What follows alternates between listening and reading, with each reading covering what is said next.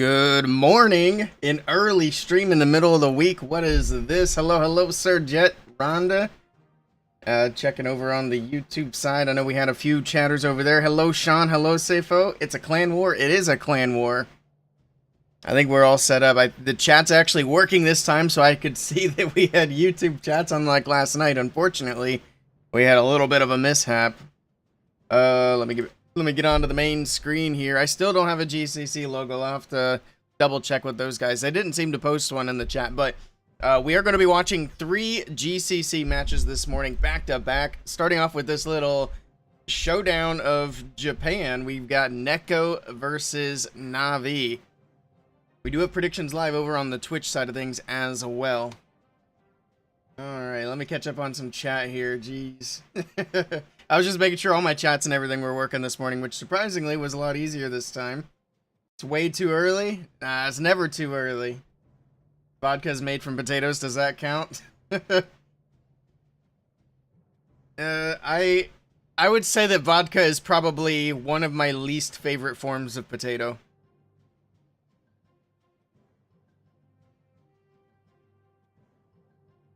And this might be a hot take, but I would still rather have vodka than scalloped potatoes. I hate scalloped potatoes. It is the worst form of potato. And I will die on that hill.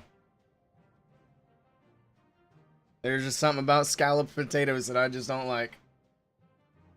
I think it's the weird slimy texture. Let's take a look at the lineups here. So if you guys want to see who's playing in the war before you put your channel points in. So we got NAVI, we got Klaus, Gaku, Yada, Stars, and Kazuma, the typical NAVI lineup. And then over here for Neko, I can't read most of these names, but we got TT and Meteor. I need to catch up on my studies. What about cheesy potatoes? It depends on how the potato is. If they're scalloped, no. Nope. Don't like scalloped potatoes in any capacity.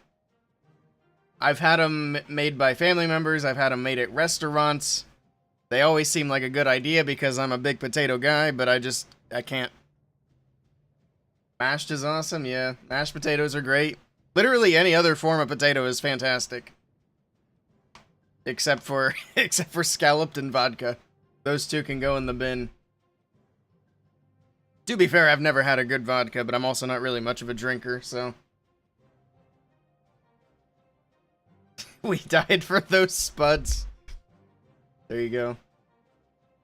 Have I ever said why my intro is, or not my intro, why my go live message is what it is? I don't think I've ever, like, clarified. Let's see if I can find this here.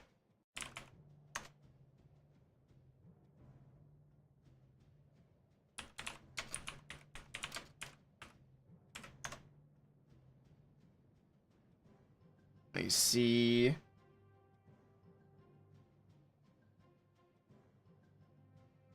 Where did it go? I can't find it. I'll have to find it, and then I can share it next time.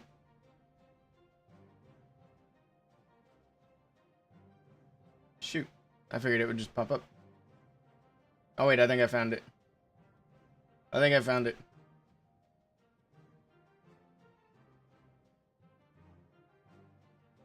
This isn't the original video. This is just... Never mind. That's not it. I'm gonna have to search for it. But anyway, you guys may have seen it before, but there's this guy who makes songs out of, like, bad Craigslist ads and bad Tinder messages. And he has this one that says, "Say potato if you're real." If you guys have seen that, that's what it's based on. If you haven't seen it, I'll find it and we'll share it next stream. But it's like, that just got stuck in my head, and it's like, you know what? That would be a fantastic notification message. Oh, man.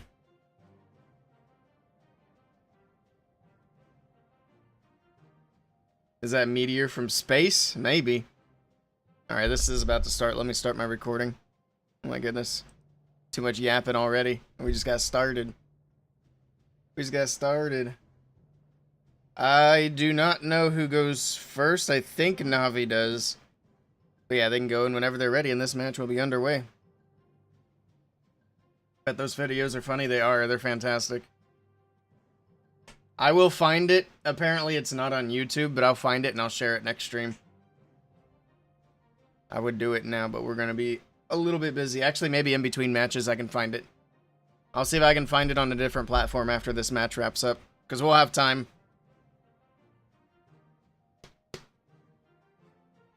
Alright, alright. Are we going to be late on the first attack? Somebody's got to wake up. Wakey, wakey.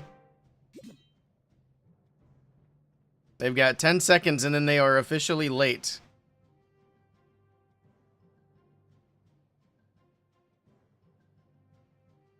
Uh-oh. The first attack is officially late. Oh, no.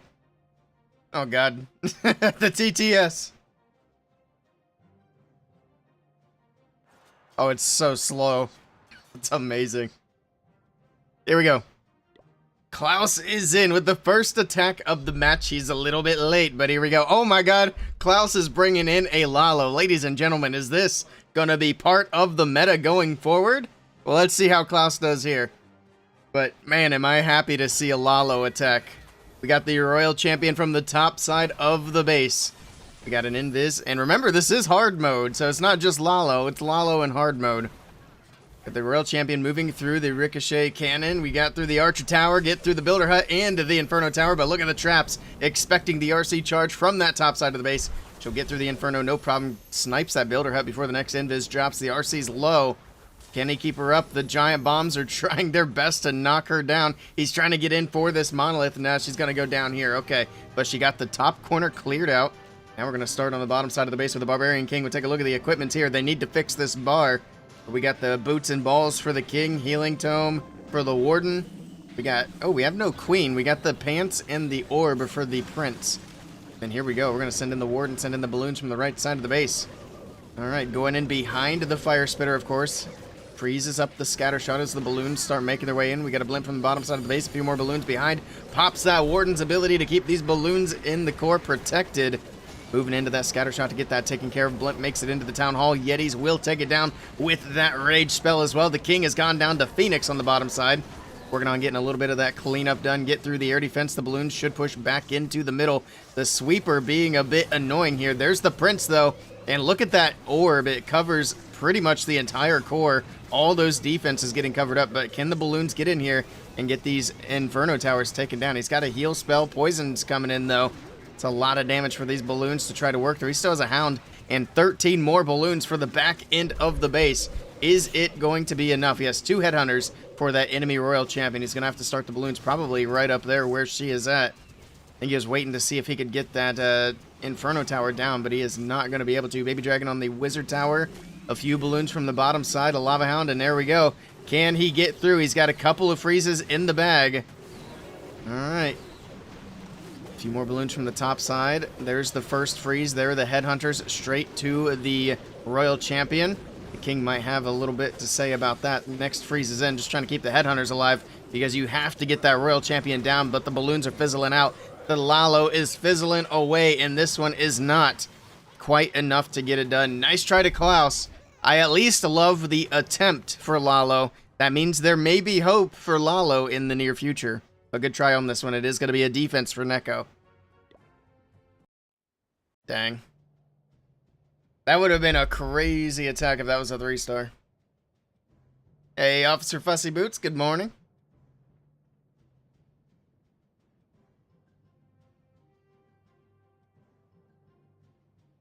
Alright, well, that's a good way to start off the match. Let's see what Neko's bringing to the table. Alright, they're sticking to the tried and true turd surfers that we know and love. Let's see how he does. See if we can get a nice early lead here for his team. Also, we don't even know what pets are on what heroes. Supercell, fix it. Oh, we don't have an Eternal Tome. We do have the Healing Tome and the Rage Gem. Snakes and Balls for the King. Giant Arrow and Giant for the Queen. We got the boots and the Rocket Spear for the Royal Champion as she makes her way in from the bottom side of the base. Alright. Down goes the Tesla, still working in for the builder hut. Expo goes down. Next invis, perfect. Okay. She should go. I'm curious to see. We do have the hook on this base. Okay, never mind. He's going to go for the recall. I was going to say, if he slips up a little bit with the invis, it would be hilarious to see the hook yoink the Royal Champion. But we're not going to get to see it this time. We do start with a giant arrow to soften up the walls and the defenses here as the log launcher makes its way into the base. Down goes the wizard tower. Log launcher still working on opening up the wall, but it is going to get targeted by the monolith. Got the Yetis moving in. They'll take the monolith down. The Root Riders, meanwhile, moving in from the right side of the base. Barbarian King on the outside was a little bit late. He's going to have the Valkyries joining up with him. But at least we have the Queen joining up with the Root Rider, so they still have a little bit of support moving into the middle of the base. Well, the middle is generous. They're kind of just hanging out on that outside edge up there. But hopefully they do push to the middle, which they should with the King being there. Valkyries are actually trying to beat their way back into the base. Pops the Warden's ability. And again, it's not going to be an Eternal Tome. It is just going to be healing. And look at that. The Root Rider's moving out of the Healing Tome because the Ice Golem on defense and the healers being hit by the Multi-Inferno. This is looking a little bit rough. We do have the Overgrowth on that Fire Spitter that's facing the main group of troops at the moment. We also still have that Town Hall alive. Royal Champion's doing her best, moving through. The Rocket Spear's coming through. She needs to target the Town Hall and help make sure that does go down because right now there is nothing else that can go for it except for the King. Okay, she's got it with the Rocket Spear. No worries. No worries. I was getting a little bit nervous about that, but he's able to secure the Town Hall. 2 stars in the bag. Now, can he push this percentage? I believe Navi just got, what, 86 or 87? Something along those lines, so if he can at least get it close to that, they'll be in good shape. Right now, we're at 75. Still have King ability, still have a few spells in the bag to use. King's going to have to pop his ability here. The ball bouncing around, and the King's going to go down. The freeze is going to do absolutely nothing here. Should have used those spells a little bit earlier. Probably could have pushed the percentage a little bit more. Nice try to Neko, but it is going to be a defense for Navi, and Navi will be up on percentage just a little bit. Good try, good try. Hello, Sean. The Rocket Spear is so risky. You always lose the RC before you get spear value. Yeah, with the Rocket Spear, I feel like you don't want to pop it too late. If you let the Royal Champion get too far into the base, that's not generally a good thing. You definitely have to be careful with where the RC's at and what spells you have to use. Like, if you have Invis left over, you're in good shape with the Rocket Spear. If you have, in this case, he had the Overgrowth, he was able to keep that damage off of the champion, too. When's the last time Klaus made the thumbnail? Great question. I'm going to go to YouTube. Guess whose channel I'm going to look at? I guess there's 2 possible answers, but one for sure.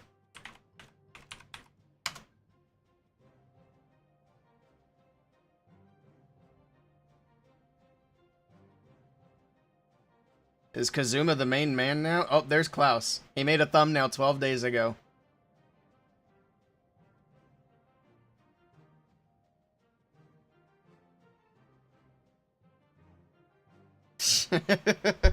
Eric, probably. I checked Lexnos. Does... Oh, there we go. Next attack's in. Alright, we got Yada coming in. I was a little bit late to the party here.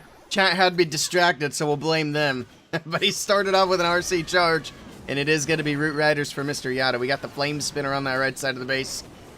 Got some healers in, and here we go. Full send for the Root Riders. Looks like we just missed a little bit of an RC charge, which he pulled her out with a recall, ready to put her back in. Actually, no, she's already in. He's on it. He's ready to go. Got the King and the Queen on the top side of the base, setting the funnel, pushing all the troops in towards the middle. You have that Furnace on defense. He's going to poison straight to it. All right. The Overgrowth, I don't remember when he placed it, but I'd imagine it'll be wearing off shortly, and then the troops can go for the Town Hall. I don't think they're going to get too far away from it before it wears off, and there we go. The Overgrowth wearing off, pops the Warden's ability, keeps everything protected. The Town Hall should go down very quickly here. Now the troops are moving on to it. Very quickly is kind of a stretch. There's a lot of troops there, but man, is it going down slowly. There we go, finally getting through. Now we're going to work on getting the Fire Spitter. The Ice Golem's on defense, freezing things up. The Fire Spitter Scattershot combo doing a ton of damage. Oh my goodness. They finally get through the Fire Spitter. It's a lot of Root Riders in the mix here. A couple of Yetis as well. But they're still just slowly but surely pushing their way in. The healers were doing a nice job of keeping everything healthy, but now we're down to one healer. Most of them just died. I'm not really sure to what. Might have been the poison that was there. Got the enemy king on the back side of the base. The queen's still walking around the right corner. Got the expo on the right side as well. Alright. Still not looking too bad. Pops the queen's ability. We got the giant coming out. The root riders moving through. Get through the fire spitter. There's a lot of defense on the back end. I think this might fizzle out, even though there's quite a few root riders still left. There's a freeze for the backside as well, so no more spells at this point. But I mean, it was pretty patient of him to keep a freeze this long. Gets through the gear tower.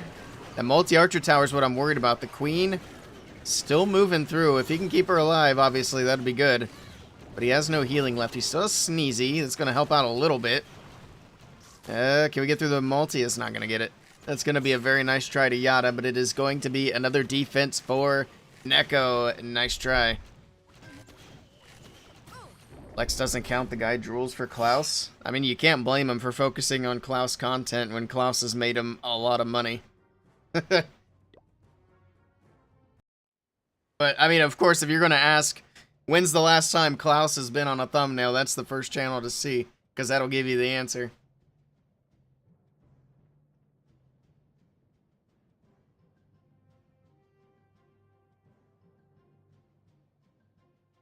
Alright. It's all defenses so far. I really wish they would have just dropped the balance changes. I guess they didn't want to... They're probably waiting until next month because they don't want to do it before the World Championship qualifiers wraps up, which makes sense. Because everybody just qualified and then they do balance changes right before the final weekend would be kind of annoying for the players. So that makes sense in that regard. We had an update today. You guys use update really loosey-goosey. We had a maintenance break today. It wasn't the balance changes, though. Here, I'll pull it up. But Supercell's already confirmed they're not doing the balance changes before... They're basically not doing the June balance changes in June. The maintenance break was for the seasonal defense resetting after going into the second phase of the builder base battle. And then saved army recipe names disappearing after update release. So it's just a couple of like bug fixes, essentially. I saw it was a root rider attack, so I know we're not paying attention, but here we go. Let's see how it does.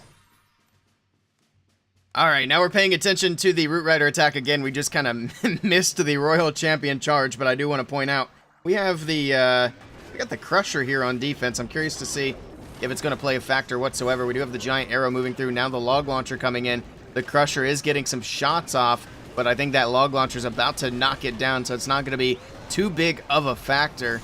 And there we go. The log launcher finishes off the crusher. It's not going to get too much damage in here.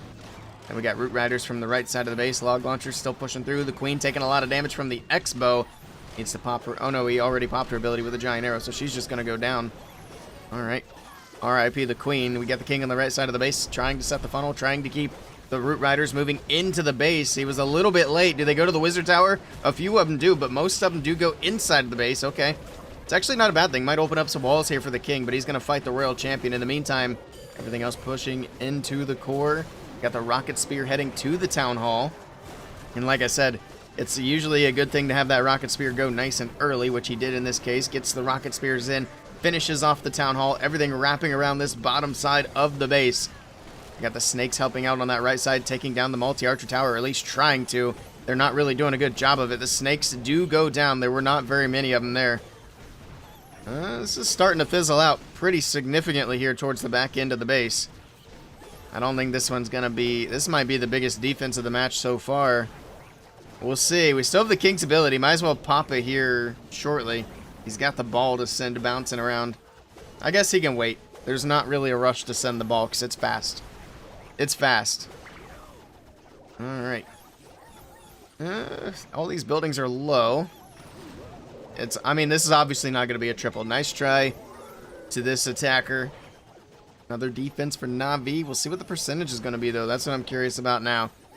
There's 80%, which it seems like in the 80s is about where we've been for all these attacks so far today. There's that King's ability. The ball only grabs an extra 3 buildings here. It does soften a few up, but in this case, that doesn't matter because everything else is dead. But pretty good percentage there at 88%.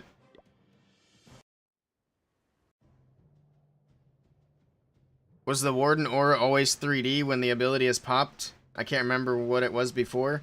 No, so they changed the way the Eternal Tome looks in the last update. Before, all the troops basically were, you know, kind of glowy, and that was the only visual effect. But now there's like a dome that goes over top of them when the Eternal Tome's popped. And I think they made that visual change because of the other change that was made to the Eternal Tome. So you can kind of see like where the... You can see more easily where the aura's at, and then what troops may or may not be in it, or about to leave it, or about to enter it. But yeah, it's just kind of a visual thing for that, I believe. Or they just wanted it to look fancy, I don't know. I did see they also changed the fireball back.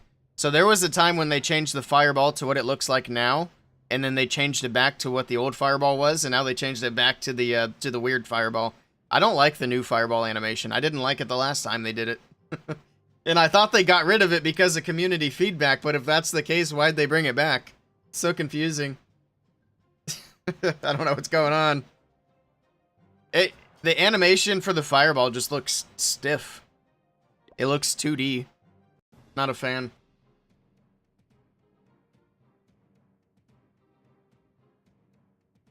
They should change the name to the Eternal Dome, yeah. The Golden Dome. Alright, we got Mr. Kazuma with the next attack, bringing in the dragons. Okay. It's got the Royal Champion in. She's got the invisibility. Moving in towards the Expo. And then eventually to that scatter shot. It's going to be a big charge, and he is not counting on keeping the Royal Champion after the charge. Got no recalls, no revives. Next invis down. Is he going to try? No, he's not going to try to push her to the Town Hall. I think he tried to push her up to that fire spitter, but the archer tower was not covered up there on the bottom, but she does go up there anyway. The fox is dead, though. That fox doing fox things. Staying outside of the invis, not being super helpful. So now we just got to switch to back-to-back invis. The haste has been popped. The RC moving quickly, moving into that clan castle, okay? Oh, we got the crusher yet again as well. This one not quite as leveled up. But, again, we'll keep an eye on it. See, well, I guess it's not going to make much of an impact because it is a dragon attack. It does get a little bit of damage on the Royal Champion, but I think she was going to go down there anyway.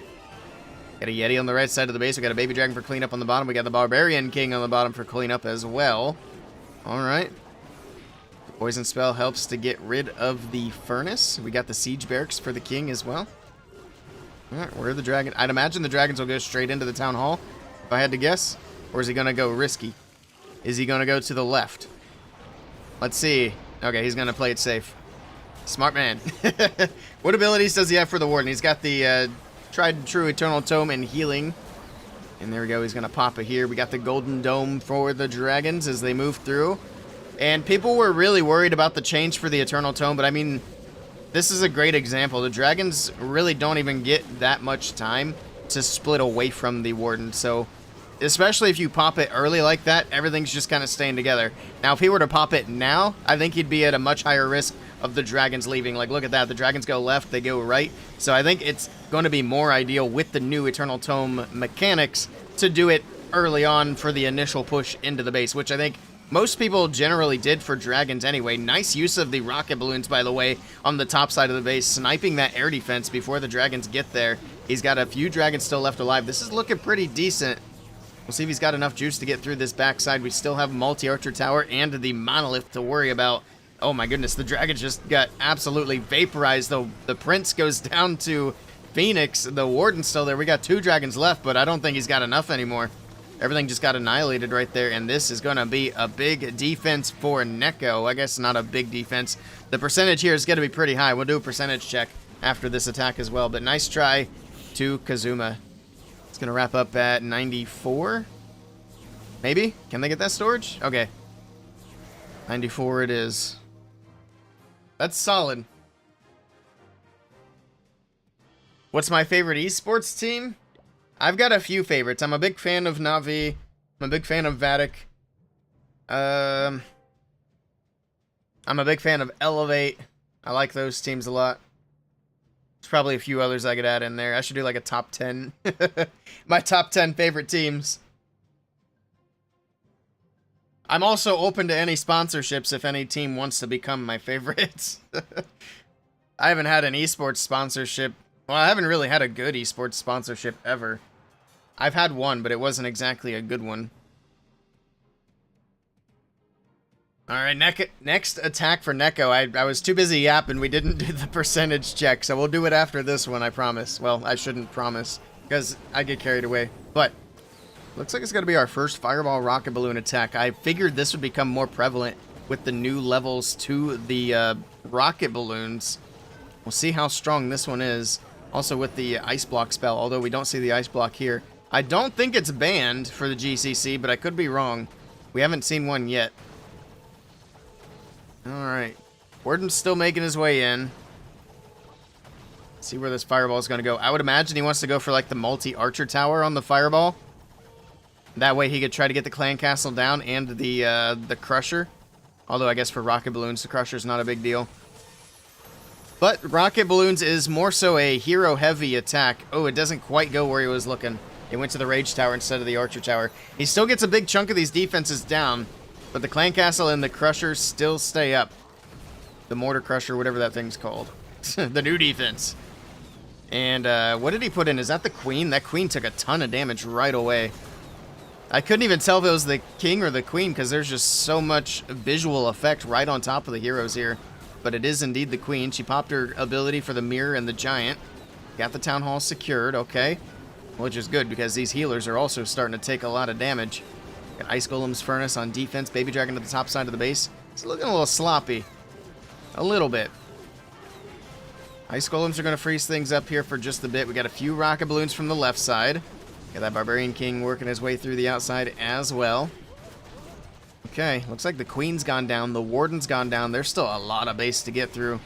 And the King's already using his ability. He still's the Royal Champion, but I don't know. I don't know. It's not looking good. There's a blimp. Oh, he still had the Siege Machine. I didn't even realize that. Hopefully this blimp can get good value. It's going to be just a simple Yeti Bomb. Alright, we do also have an Overgrowth, which is an interesting thing to still have left. Okay, I mean, he's got a lot to work with. Oh my goodness, that Crusher just annihilated those Headhunters. They got one shot. So that Barbarian King's going to be a bit of a nuisance here. He still had one more Headhunter in the bag. RC goes invisible, but again, the Headhunter's not able to get anything done. The Expo takes it out. The Overgrowth is going to wear off here shortly. The RC dies to that King because the Crusher killed the Headhunters. He might have had a shot if that King had gone down and the RC was still alive. There still would have been a lot of defense, especially with that Rage that's going off. It probably still wouldn't have been a triple, but he would have definitely gotten more percentage. Very nice try. It is going to be another defense. Good percentage again, though. Up into the high 80s. I feel like Navi probably has higher percentage. I think they've hit 90s a couple of times. You love Tribe? Oh yeah, there's another team I like is Tribe. Although, I'm not as big of a fan of Tribe just because they're so wildly unpredictable. I love the guys at Tribe. I have nothing but respect for those guys. But they're a tricky team to root for because when they're hot, they're one of the best teams they're easily a top 5 team in the world. But when they're not hot, they're not hot.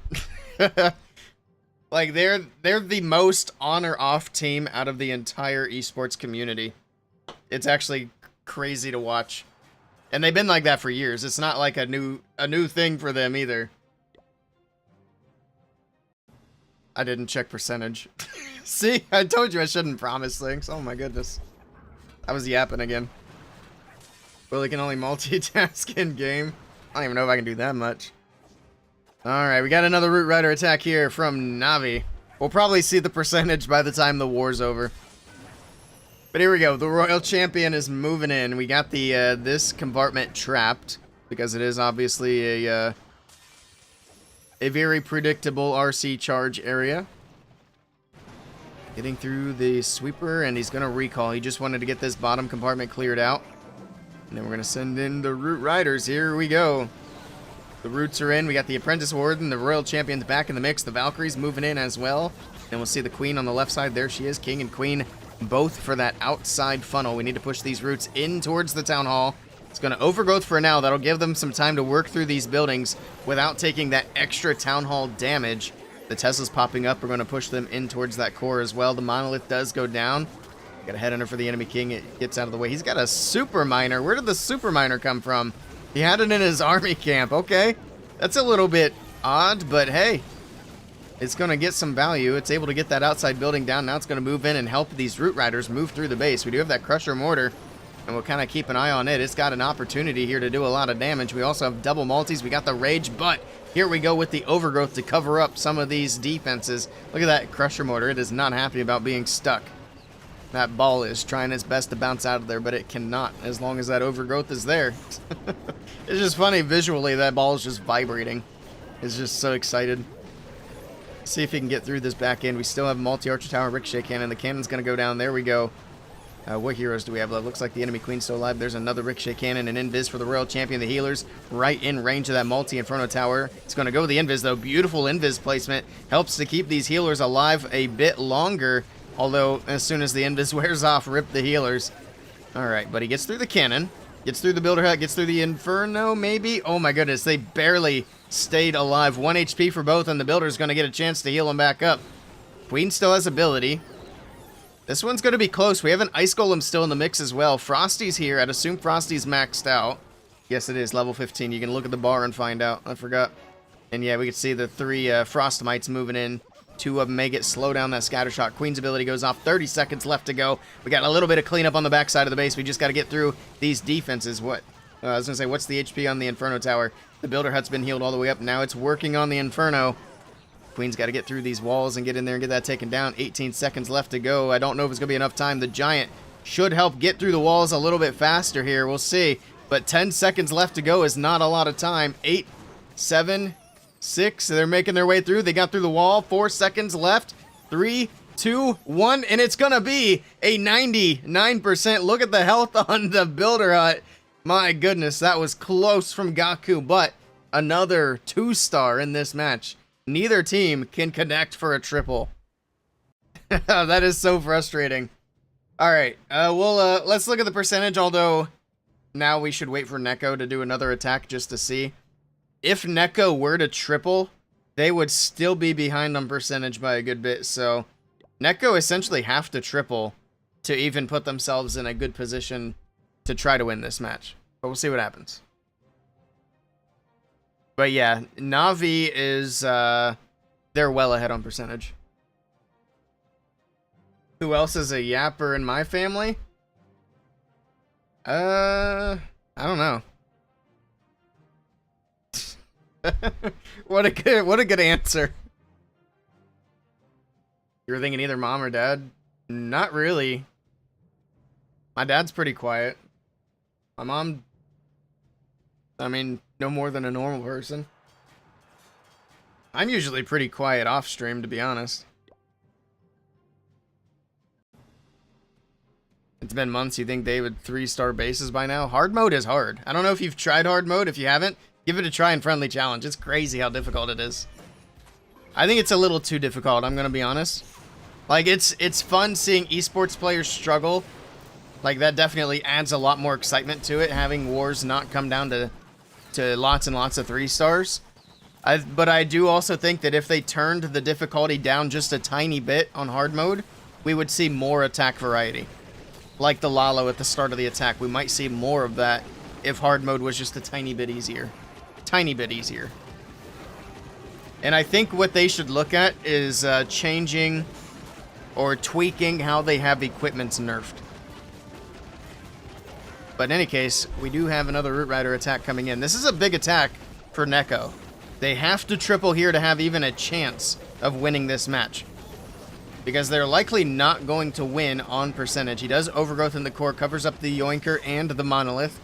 It's going to get through the gear tower on that left side. Root Riders making their way through. The pathing here is looking good for the Roots so far. We got the Kings, Snakes, and Valkyries on the outside. Would have been nice to have those Valkyries inside of the base, so a little unfortunate there. But they'll get all these outside buildings cleared out of the way. Pops the Royal Champion's ability. Rocket Spear flying through, and you can see the RC hangs back, and now the Root Riders can stay out in front and tank that damage. The Yoinker pulling in the healers. See if it is able to grab the Royal Champion, but she's pretty well protected. She's going to move in anyway, so it doesn't even matter. The Yoinker goes down. RC's still moving into the back end of the base. She's going to be able to get the Fire Spitter. This pathing for the Royal Champion is actually going to turn out really well for him. Drops the Invis. He still has a freeze he can use as well, especially for that enemy Royal Champion if he's going to keep his RC alive. Freeze, freeze, freeze. Oh, that freeze was late, but she's still alive. She's going to be able to get through. If he dropped it just like a second earlier, I think that RC would have won that battle versus the enemy RC. He just waited a little too long, and she took a little too much damage. We still have a Flame Flinger, though, on this left side of the base. Is this Flame Flinger about to come in clutch here on the back side? We got a Warden Walk on the right side. Nothing else over there. Let's see if this Flame Flinger can get a few shots in before it opens up, and then probably super minions inside of there. Unfortunately, that storage is right there, too, so if there are super minions, they're going to lose some long shots on the storage. Alright, down goes the Builder Hut, so no more healing. Get some damage on that scatter shot right before the Flame Flinger opens up, and there we go. It is indeed going to be super minions. How'd I guess it? I'm a genius. No, that's just the typical... that's the typical Flame Flinger troop that we see. The Tornado gets triggered. The super minion's able to get through the scatter. He's still... the Warden... Okay, the Warden's still alive. I thought he was dead for a moment. Oh, that RC, man, is such a headache. She finally goes down. I think he's got it. 19 seconds should be plenty of time. Oh, my goodness, Neko. Are they sneaking in the last attacks of the match here? They're going to put themselves in a position where they can potentially win this match if he's got enough time here to get through these last couple of buildings. The Super Minion's going to get through the mortar. Oh, my goodness, this is going to be so close. 2 seconds to go. Another. Oh, 99%. Oh, man, that is so rough for Neko. They had to get the triple there. My goodness. They're going to be banking on a big defense now. Ah, he should have had that. That's crazy. Alright, let's look how big the percentage gap is now. So it's 72.2 to 74.6. Still pretty heavily to NAVI. NAVI would have to do like a pretty low percent 2-star or a 1-star to give Neko a chance. I think NAVI probably win if they hit like 75 or higher. I'm not going to do the math. Somebody else can if you want. I don't do that math. You love the new tornado effects? Yeah, I think it does look a lot nicer. That is one of the visual effects I do like. Alright, well, this match is coming down to the last couple of attacks here. This is a good one. The Battle of Japan.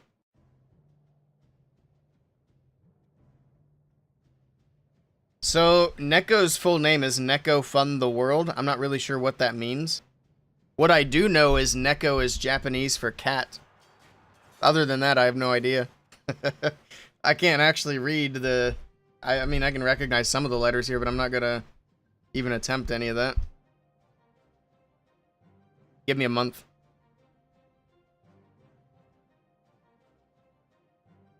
Neko Punch, yes. -1 damage. I should probably get off this screen. Oh, yep, that's what I figured. Whoops. Whoops, we didn't miss anything. I don't know what you're talking about. Oh my god, that's a big king.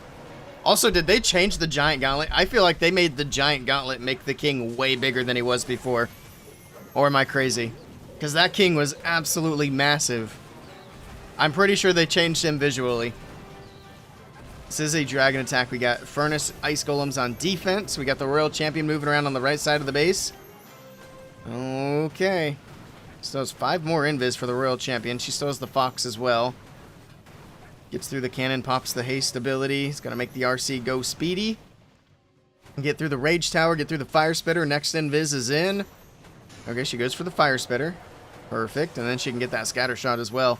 Value for the Royal Champion's looking good. If she can get that Sweeper, that'd be really nice too. Let's see. She should be able to get it. If nothing else with the boots. These Builder Huts trying desperately to keep it alive, but it does go down. So does the Royal Champion. But here we go with the dragons from the left side of the base. Baby Dragon trying to set a funnel. The Tesla's going to be a little bit of a headache. And we got the Fire Mites from the Furnace and the Core hopping around as well. Actually takes out the Baby Dragon on that bottom side. That's kind of crazy. One Fire Mite takes out the Baby Dragon. Got Seeking Air Mines popping up. I didn't mean to click on that. There we go. I'm just trying to scroll around. So the Warden's ability in the bag. He's going to hold it for a little bit later. Pops the Prince ability here. He's going to ice up the core, slow down these defenses. We've got one of the worst siege machines in the game coming in from the bottom side of the base. Well, I guess in this case it's actually better than the battle drill because the battle drill would be getting hit by the ricochet cannon and the X-bow, so I guess that's one more example of where the Stone Slammer is better than the drill. I'd still rather use the drill and just send it right down the middle. We could have sent it straight to that fire spitter, the chunky dragon, that fat boy in the middle, who is apparently killing all the dragons because the dragons are gone. There's one left. Freeze on the top side of the base. Is that enough, though? We got Sneezy up here, but we got the enemy prince. We got a monolith. We got a fire spitter. That's a lot. That's a lot of damage. Let's see what we got going on the bottom side of the base. We still have super minions. We got a dragon. We got the warden. We also have an enemy queen to get through.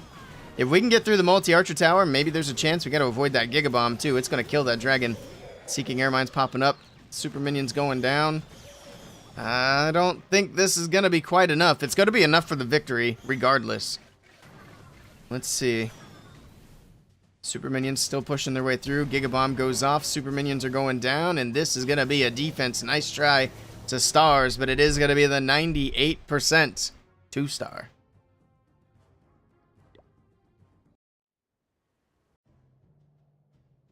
Lured the defensive ice golems out of it. Didn't the royal champion? I think the king actually lured the ice golems, but if he didn't, the royal champion would have.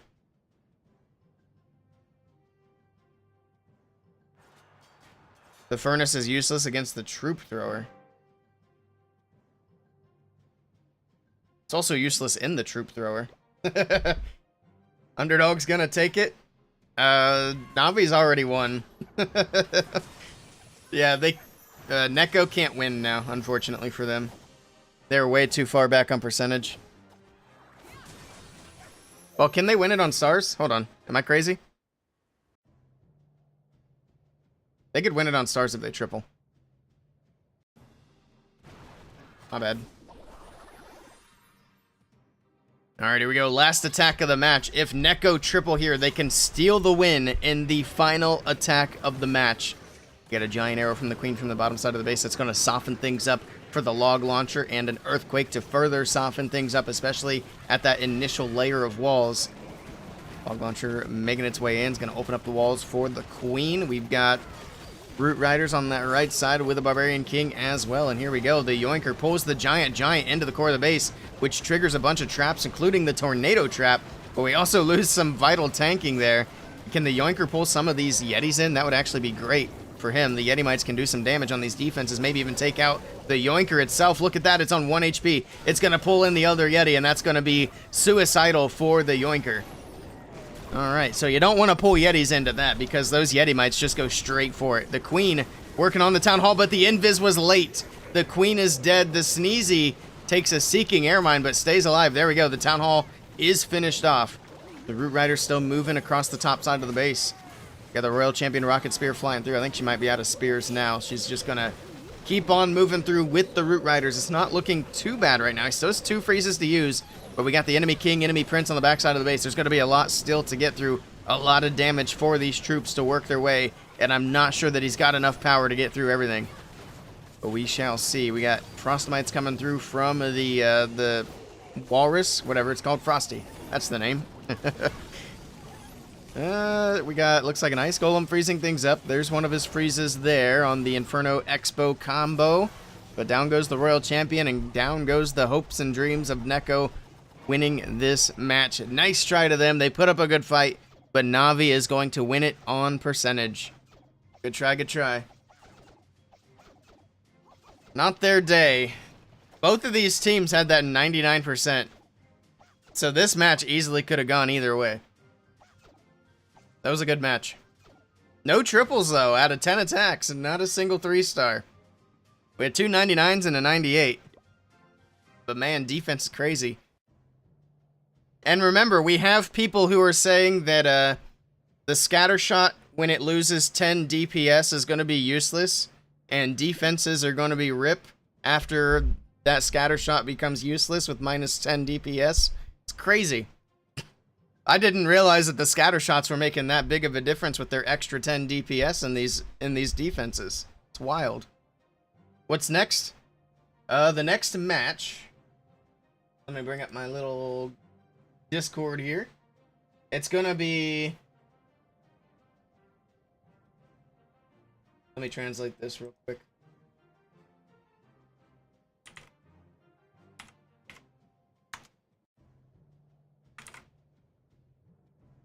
Nobuo's Castle versus Electros JP. So we have another Japan versus Japan matchup.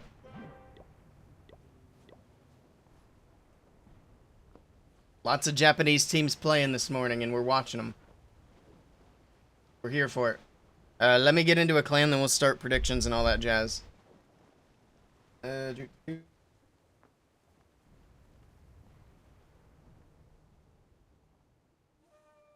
We'll try the first Japanese team because they only have one clan on their list. And I don't like searching a bunch of clans if I don't have to. QV. Oops.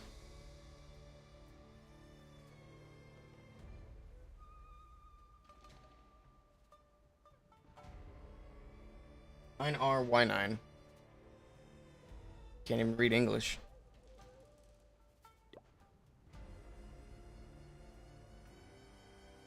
EMP. What did I say their name was? Nobuo's Castle? But they seem to be Emperor? I don't know.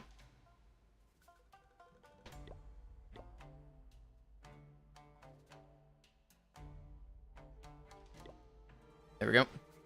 There we go, there we go. Alright. Think you should pay out for Neko just because they kept Navi to 10 stars? We can't do that. It's a nice thought, though, right? Alright, let's start the next prediction. Who will win the war? We have... I'm just gonna put their name in like this. And then Electros JP. We can do this one for a little bit longer. There we go. Prediction is live for the next match. Now let me change my stream titles. I'm just gonna change Twitch. The rest of them are fine.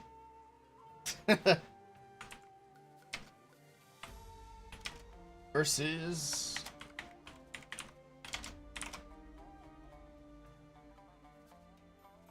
There we go. Stream title is updated.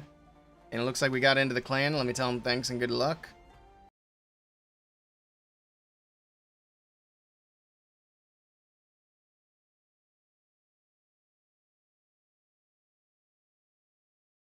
Do they say who hits first? Looks like they hit first, but that was also an hour ago. I don't know if they played a match an hour ago or not. We'll see. Nice music. You shouldn't be able to hear music. What music are you hearing?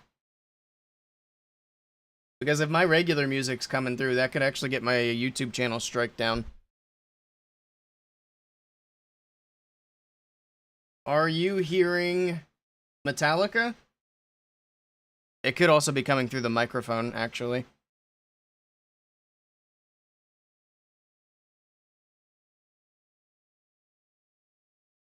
Is Navi washed? Are they going to get a golden ticket this year? Navi's absolutely not washed. They've been playing fine. Actually, here, let's take a look at the ELO ranking. They were ranked #1 last month.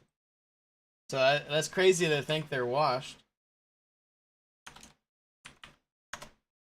See where they're ranked real quick right now. Oh yeah, I still have my capture card hidden.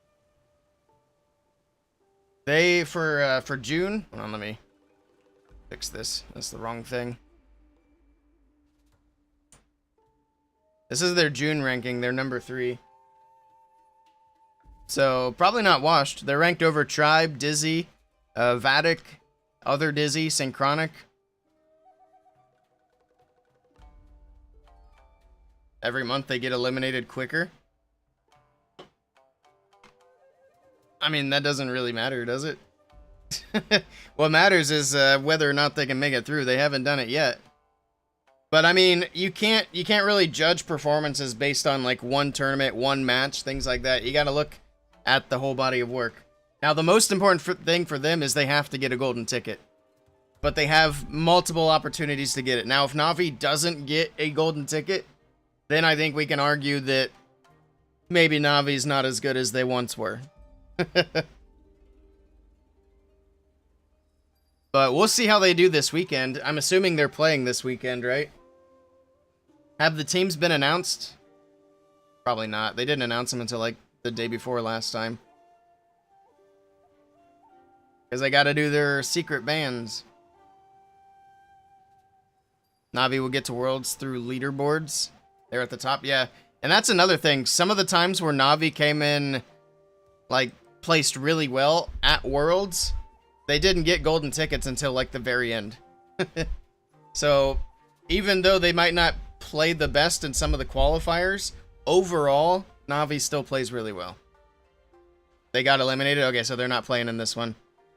Well, they'll still have more opportunities. Navi's one, like I said, Navi's one of those ones, they might not even get their golden ticket until, like Fussy Boots said, they might not get it until leaderboard thing, the last chance qualifier. Let's see. I'd like to see a list of who is playing this weekend. I hate that they don't post that sooner. Like, they've got to know.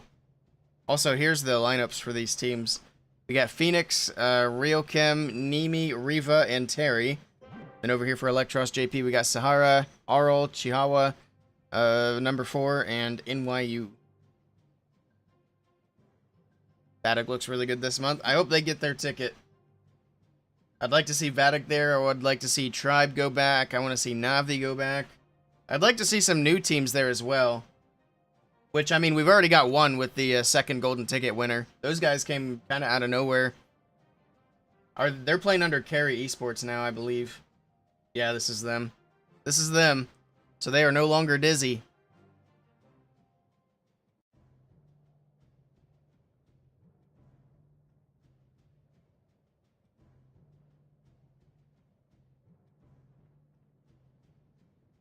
That's the first new team, but then again, there's only there've only been 2 teams picked.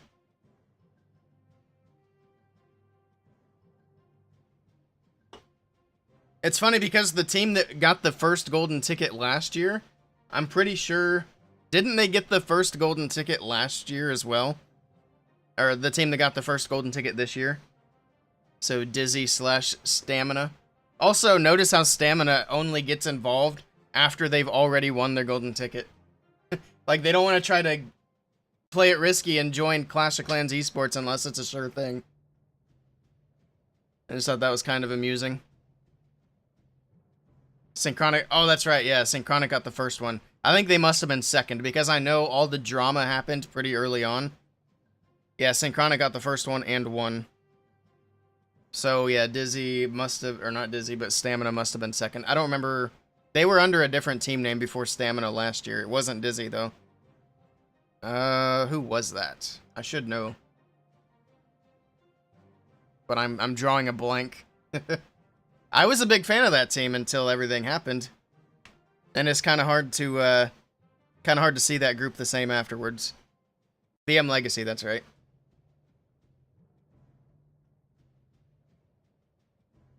All of that was handled so badly. All of it, from everybody's perspective. From the team, the team's management, from Supercell, from the content creators, it was a disaster. It was entertaining, though.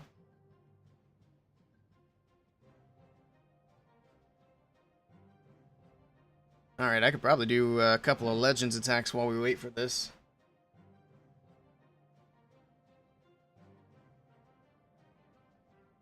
Drama, yeah. That was... to call that drama is putting it lightly. That's probably some of the biggest drama I've witnessed in Clash, and that's saying a lot. Alright, let's do some Legends. Also, where are we at on predictions? Who we feeling? We're feeling Electros. That makes sense. I'd say the Emperor team is definitely the underdog here. I swore it said like an English version of their name, other than my translation. We'll call them Emperor because that seems to be what they're calling themselves with EMP. So I'll refer to them as Emperor throughout this. Oh, I need to split my recording as well. Also, I'm hopeful, especially seeing a Lalo attack from Navi in that first match. I'm hopeful that the meta becomes a variety again. I don't really care what the hit rate is as long as it's not like every attack's a guaranteed triple. As long as players are not tripling every single base, I don't care what the hit rate is. As long as the attack variety is a bit different, which so far, so good. And then, I would like to be a big fan of esports again. So I always loved esports, but here lately it's not been so fun. We're getting rid of this cookbook nonsense. Get out of here. I'll be using this root or this hog army again once the balance changes hit. But in the meantime, I better practice my dragons. I should actually change this army a bit. Come on. I'm not trying to activate the dang thing. Oh, I gotta hit edit. I'm so dumb. Oh my goodness.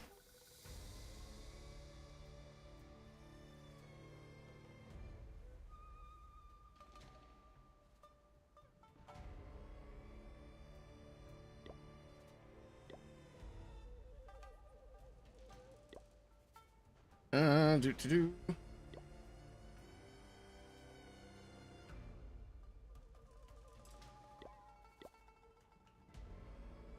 Okay.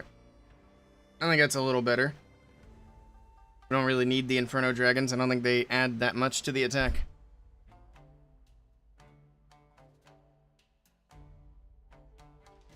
Poor Eric. Eric went wild, though he did.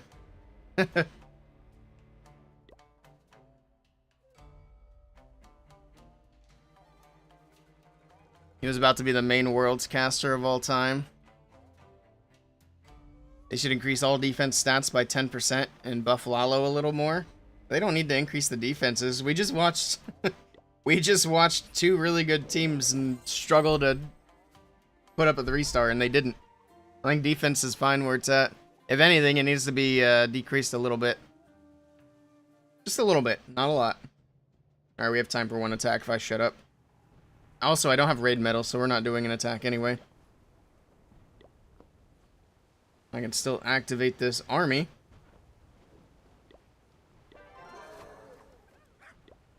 But yeah, we're just gonna kind of hang out. We'll hang out and chat. What happened to the team who was gonna legal action on Supercell last month because the team got disqualified? They're just chirping. I don't think I even actually heard of that. But yeah. You're not gonna take legal action against Supercell unless you have a really, really, really good case. Supercell is a billion-dollar company. Billion with a B. Not to mention they're owned by Tencent, which is a tremendously bigger company than Supercell. And Supercell's a big company. If you're taking legal action, you have to have a rock-solid case, good lawyers. You gotta have money to go battle, basically. But yeah, I don't know which team that was. Was it, I don't think it was the HTM. I think I do remember seeing a post about it, but I don't remember who it was now. They made an official statement and everything. You remember who else was gonna take a... or was supposedly in the process of suing Supercell? I wonder how Lady B's doing with that lawsuit. Just curious. She made a big stink about how she's going to sue Supercell and get all this money. I wonder whatever happened to that. My guess is she probably didn't have a solid case. Just going out on a limb.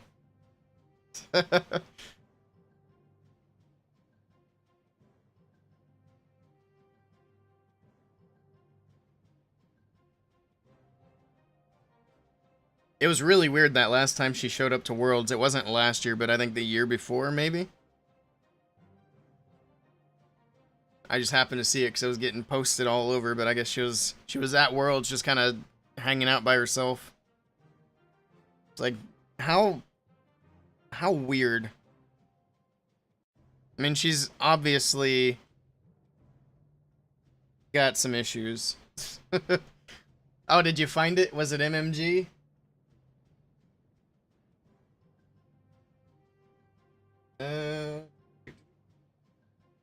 I just seen it and I lost it. There it is. I found it again. Oh, I remember seeing this. Yes. I do follow these guys on Twitter. Yeah, I wonder how that's going.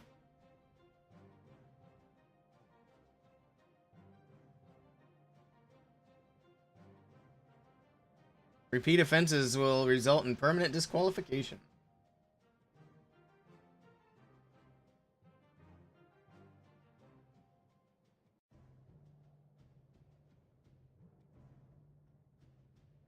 Where does it say they're going to take legal action? Let's see. An eye on the clock as well.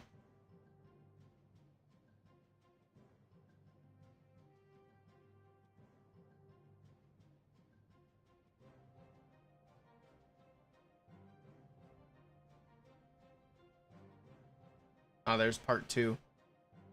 There's part 2. Well, they got some official demands. They want a complete written and transparent justification for your disqualification. Well, you're not getting that. Concrete proof of the alleged violations. You're not getting that. A reconsideration of the decision. Too late for that. I guess the player ban probably wouldn't be too late for that, but that ain't happening. At the end of the day, it's Supercell's tournament and Supercell's game. So, I mean, and I just say that because that just means they don't really have any grounds to stand on.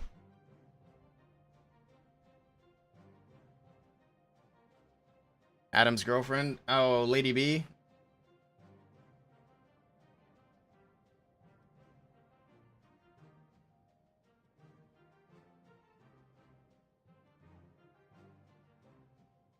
You vaguely heard about it with the Adam drama? Wait, I don't even know what you're talking about. Killerbot? What happened with what? The MMG or the Eric drama? Oh, you're talking about Lady B. Never mind, I got you now. Yeah, no, I don't want to get into all that. But there's a lot. Lady B had a bit of a mental break.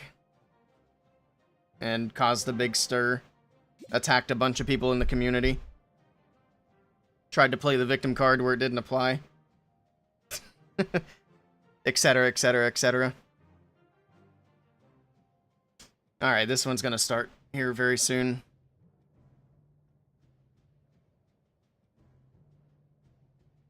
I don't know which team goes first, but we shall find out shortly.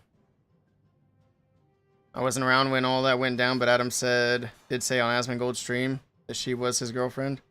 Yeah, so when it all like first started out, Lady B was a big deal, and her and Adam were a thing. I do remember that. Here we go. We've got Ryokim with the first attack of the match. Empire kicking things off. It is going to be a dragon attack. We have one single lightning spell, which is very interesting. Okay. I wonder if that's going to be paired up with a giant arrow or something. Oh, there's a Zap Quake on the top side of the base. It does take out the Rage Tower. Okay. That's not something we see ever, but it worked, I guess. I wonder if that would have went down with the Earthquake, or if that... I guess the lightning spell must have been needed, otherwise I'd assume he wouldn't have brought it. Got the Expo locking onto the Queen. Oh, she's taking a lot of damage. She's going to do something. Spell? Something? Keep the Queen alive? Nope, nope, nope. Queen is dead. Okay. Never mind. We're not going to use any spells for the Queen. Okay.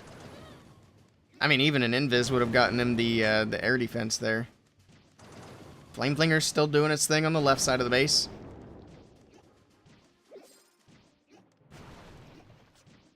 Alright. What's next? I guess he's just being patient, waiting for the, waiting for at least the gear tower to go down. We got one dragon coming in, and then here come the rest of them. Okay. Got a minute and 45 left on the clock. The dragons are making their way into the base. Flameflinger's still rolling, but we're going to have to get these dragons through the town hall. The Flameflinger's not going to be able to get it. Look at the damage, though. The damage on these dragons is crazy. Taking an absolute beating moving into the base here. The healing tome, though, healing them back up a bit. Eternal tome keeping them protected. Prince ability going to slow down these defenses. The Crusher mortar in the core of the base not doing much on defense. Flameflinger's still going on the left. It's going to be able to get at least one more building up there. Should be able to get that cannon before it opens up. In the meantime, though, the dragons in the core are not doing such a great job. They're going down. The Prince grabs a fire spitter, but the other one is going to take him down. And this is, well, wait a minute. He's still the royal champion. I just realized he didn't even have the Royal Champion in the mix. Oh, did he recall the Prince out of there? Alright. So, definitely some odd things in this attack, but it might work out for the best. He has the Royal Champion from the bottom side of the base. The Warden and the Prince got recalled out of the core. 36 seconds left on the clock. I think time could be his biggest issue. He's got that Tornado spinning the Royal Champion around on the bottom side of the base. Got the Prince and the Warden trying to get their way to that Fire Spitter, but I don't think they'll get it down. They might be able to get the enemy Royal Champion down. Maybe. One more shot from the Warden. And down she goes. Okay. Rage Spell for the RC and the Haste as well. Gets through the Ricochet Cannon. The Fire Spitter is actually not even able to hit the RC anymore. 9 seconds on the clock, though. He doesn't have enough time for cleanup. This is a very good try. Very interesting attack. A wildly new kind of approach for that type of attack. But it is going to fall short at 91%. That's just a time fail, too. You just need a little more cleanup. I think he waited for the Flame Flinger for too long at the start. If he would have started 10 seconds earlier, that was a 3-star. Very nice try. Is there a VOD of it? Oh, of the Asmongold? Well, the thing is, Asmongold wasn't wrong. I don't know if he ever made a video of it or not. I'll look for it. If I can find it, I'll post it in my Discord. But I remember seeing that live, too. Got the Fireball and the Quakes. That was like shortly after I started watching Asmongold. Why'd he delay the RC so much? That's another good question. That's another thing. If he had sent her in a lot earlier, that also might have been enough to help. But this attack, starting out with a Fireball, gets a big chunk of the base out of the way. It's the Tesla, that Warden. Okay, he pulls the Warden away from the Expo. I was going to say, man, he pulled that Warden just in time to keep him out of that Tornado, too. Alright. What just got flung? What was that? Was that a Super Barb? I couldn't even tell. Something just went flying off the screen. It looked like a Druid for a moment, but can the Druid... I guess the Druids could get sprung. But there's no Druid in his army comp, so that wasn't it. It must have been a Super Barb. In any case, we got the King and the Queen on the right side of the base. The Root Riders moving into the Town Hall. Get through the multi-archer tower and then push everything right down the middle of the base. The pathing is looking good. Well, it was, but the Root Riders have taken a different approach. The RC goes to the core by herself. He's got to go with the Ice Block. That's actually the first time we've seen the Ice Block today. Unfortunately, it's not going to be enough to save this RC. She's dead anyway. So probably should have held on to that spell. Yeah, he needed that Expo down on that right side a little bit quicker, and then the pathing would have been perfect. But he didn't get the Expo down, so the Root Riders move off to the right. Slowly drifting everything into the back end of the base. Does he have enough left over to get through the rest of the base? We shall see. I think all the Root Riders are dead, though, so getting through the walls is going to be a problem, and this is already looking like it's going to be a defense. Nice try to NYU. We'll see how much percentage he can get.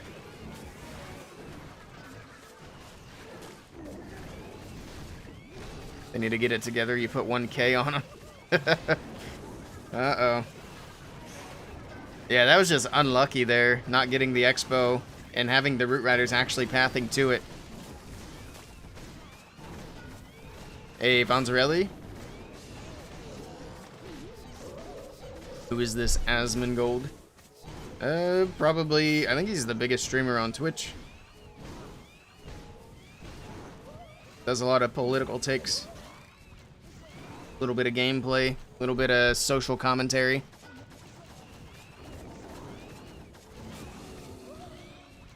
Why is drama so fun to watch?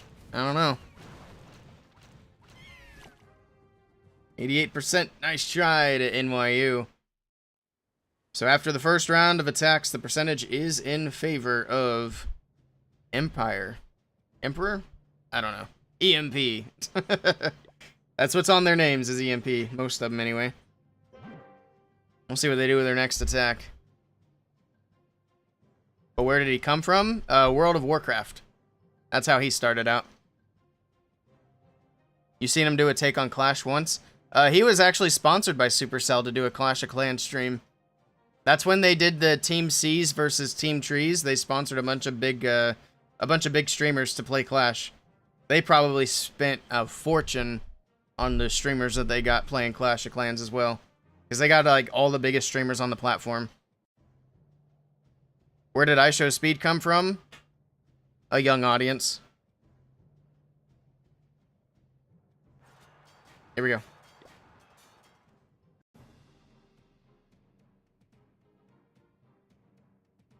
It's got the Crusher Mortar versus a Root Rider attack. We'll see how that does on defense. So far, the new defense hasn't been too crazy, which is a good thing. We don't want that to be an OP defense, but just something else for the attacker to account for. Also, look at the damage that RC took pretty much immediately here.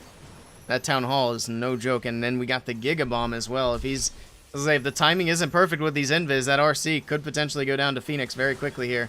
But he's going to pop the ability. The Giga Bomb goes off, but the RC got a little bit of that health back with the ability. Alright. Gets through the Town Hall, gets through the air defense, and she can move on to the Fire Spitters here towards the back end of the base. Get through the Expo as well. Still has 4 invis left to use. There's another one. Alright, moving on to the Fire Spitter. We got a, looks like an archer out of the Clan Castle. Now there we go, the Ice Golems, the Furnace. And then hopefully the boots can actually kill the Furnace out of the CC. And then he won't have to deal with that. Tornado Trap finally wearing off. He drops another invis. He makes the Fire Spitter invisible. I think that was a big mistake. And the Fire Spitter's going to stay alive unless he attacks from behind it, which it looks like he will. Okay, so he's going to just go behind the Fire Spitter, so I guess that works out. Alright, Fire Spitter should not be a problem. The Root Riders are moving in. We got the Electro Titan in the mix. We don't usually see Electro Titans here with the Root Riders, or just in general. It's been a while since we've seen Electro Titans on offense. We got the Siege Barracks, we got the Ice Golem hitting Spring Traps right away. The funnel was late. We lose a bunch of troops to the outside of the base. Nothing but Root Riders moving into the core, which is not ideal. The Root Riders are all alone. They got the Warden's ability. But other than that, they're going to go down fairly quickly once this ability wears off. And we'll see how much of an impact this Crusher Mortar is going to do against the Roots. Let's see. Warden's ability still in effect, I think. The Healing Tome is, maybe? It's kind of hard to tell. Everything's just glowy. But there we go. The Crusher Mortar getting hits in. We got the fire, or the Scatter Shot. We got the Gear Tower. And look at that. We have no more Root Riders. They're all dead. All the Root Riders are gone. The Warden is gone. The Crusher Mortar successfully defends the core. And that's probably the best example of the new defense we've had so far. And this is going to be a massive defense for Electros JP. The percentage is going to be low. He still has King and Queen abilities, but I don't know if he can push enough percentage to make this a decent hit. There's the King's ability on the top side of the base. Ice Golem on defense going off. Queen's popped her ability, but she's going to be beating walls. 74, 75, and it looks like we're going to be in the mid-70s to wrap this up. Nice try to Terry. Why not just recall? He wasted 2 invis anyway? Good question. He was talking about the Clash of Clans drama once. Yeah, he actually talked to Eric on his stream before. Because when all the drama was popping up, Eric got his community to get his video about Supercell in front of Asmongold. And Asmongold looked at it on stream and went over it. So he did bring up the Clash of Clans in that aspect as well. He didn't like do a whole stream on it, but he talked about it for a little bit. Which, I mean, if you're talking about a stream from that kind of streamer, that's going to be like usually an 8 to 12 hour stream anyway.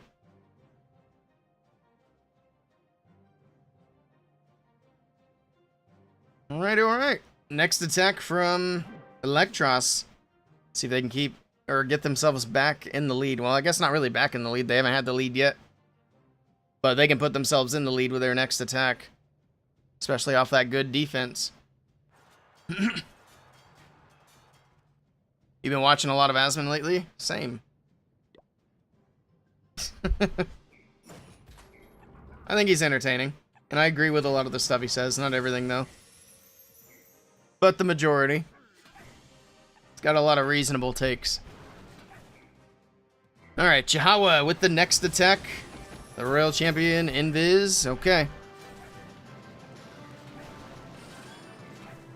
Hops the haste. I would say this match compared to the last match has been a lot less entertaining. This match has been kinda... This is kinda where the meta's been at for the last year and a half. Well, aside from the RC charge, this is where the meta's been at for the last 6 months. With the RC charge included. But the Root Rider aspect, it's been here for a while. Whereas the last match, we seen at least a little bit of a mix-up. Plus, those attacks were a lot closer.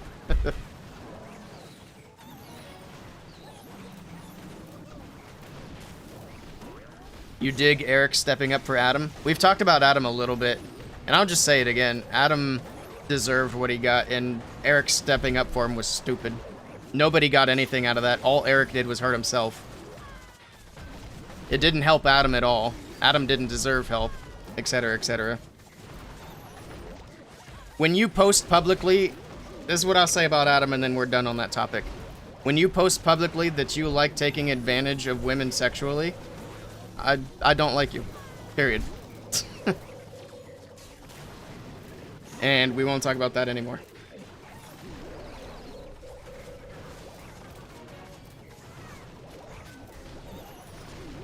Alright, any more messages about that topic will receive a timeout, by the way. Because I'm not going to get in trouble for that.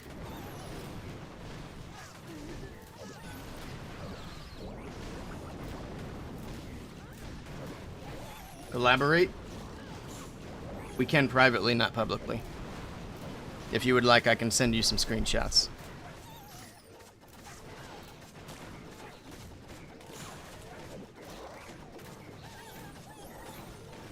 But yeah, you don't talk like that about people. And the fact that he still has a fan base afterwards is crazy, but I think a lot of people just don't know the entirety of the situation. I mean, nobody knows the entirety of the situation. But some know less than others. Also, this is going to be a 3-star. See, you guys got me off on a tangent, and it's a triple. Nicely done here to Chihuahua. On a tangent that makes me quite irritated.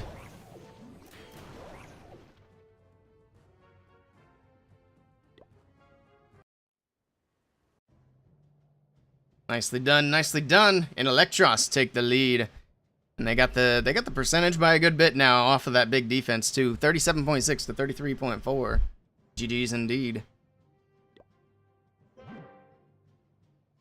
Alright, big pressure now for Empire. For EMP.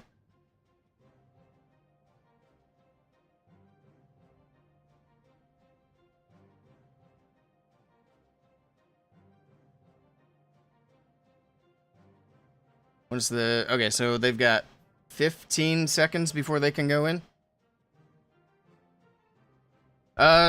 You guys on YouTube never did elaborate. What music were you hearing? You shouldn't hear music.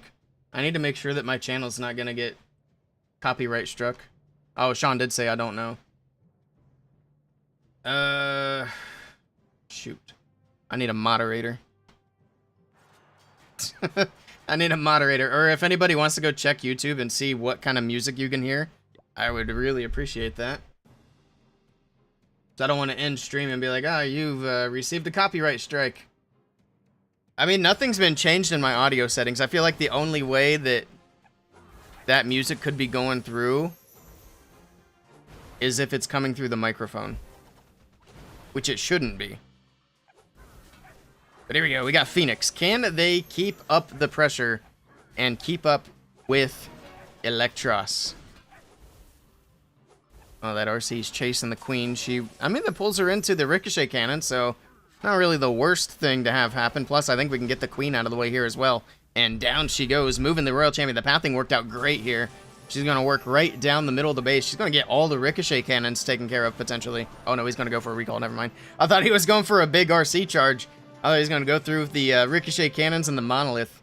But nope, he's got other plans. He just wanted to get that corner funneled, which, in that case, he actually didn't quite get what he was looking for. Alright. Don't hear any music here? Alright, I appreciate you checking, Rhonda. It might have been just from the scenery. Maybe he was hearing the game music. That's a possibility.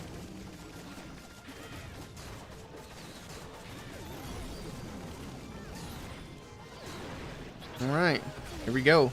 We got the Warden with a Rage Gem. Ice Golems on defense, freezing everything up, pushing everything in towards the Town Hall.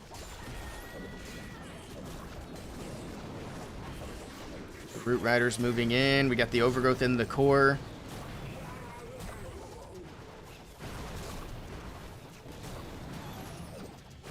It's got a lot of troops moving that outside. I don't know if overgrowthing, well, overgrowthing the core was a good call here because he doesn't really have anything pathing to it, at least for now. And that's going to keep that damage off of it, but I am worried about that core staying up in general because that is a lot of damage that's going to be coming in. He's going to go with the second overgrowth. He's just going to try to save it for as late as possible. The RC is still moving through. Might not have been a bad idea to, like, overgrowth but leave a cannon up, but then again, that would have killed the RC a little bit faster. She went down anyway to the enemy Royal Champion. This is looking a little bit scuffed here for Phoenix. Everything's just sticking all the way to the outside. I think there's no way he can pull this through for a 3-star. Not with 2 ricochet cannons, the Monolith, the Gear Tower, the Crusher Mortar, all still in the middle. Not to mention the Minion Prince defending. Yeah, this one's going to fall well short. Nice try to Phoenix, but it is not going to be a 3-star. Good try, good try. You watch other streams and they play music on YouTube like reasonable songs and they don't get copyright strike. How is that? It could be just non-copyright music because there is some non-copyright music that's not horrible. It's not easy to find, but I think like Epidemic has some pretty decent sounding songs. That's generally how they would do it. If they're playing like well-known songs, then I'm not sure.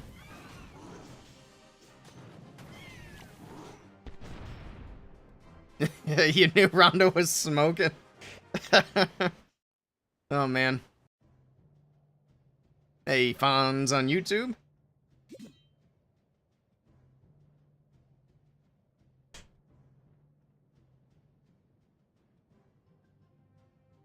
All right. Rhonda's getting fans. Check out her streams for the chickens. I've heard she does chicken streams occasionally, although I haven't been able to catch them. No music here? Good, good. Alright. I mean, somebody mentions music on YouTube. This sends me into a little panic. It's like, we don't want that to happen. Appreciate you guys checking, though. Hey, it's another Root Rider attack. Oh, no. Well, let's see how it goes. Let's see how Arl can do here for Electros. EMP are desperately crossing their fingers and toes for a defense. Chickens and a crippled dog. Oh, no. Is the dog still having to use the cast? The pirate leg? You watched the vegan dog video. What? There's a vegan dog? I don't think I've seen that one.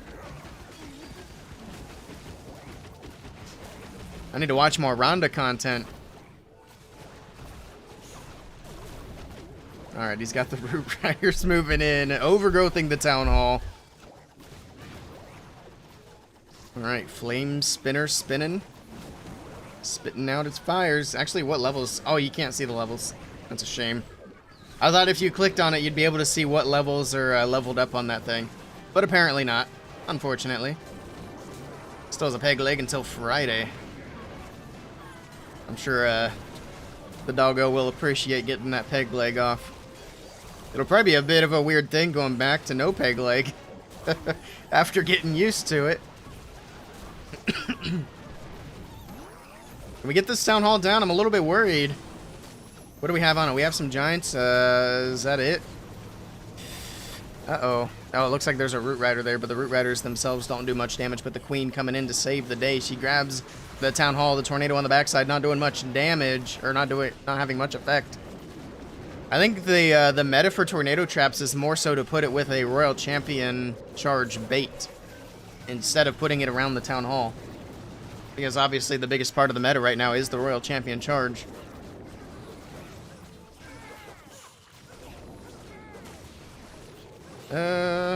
Everything's kind of dead.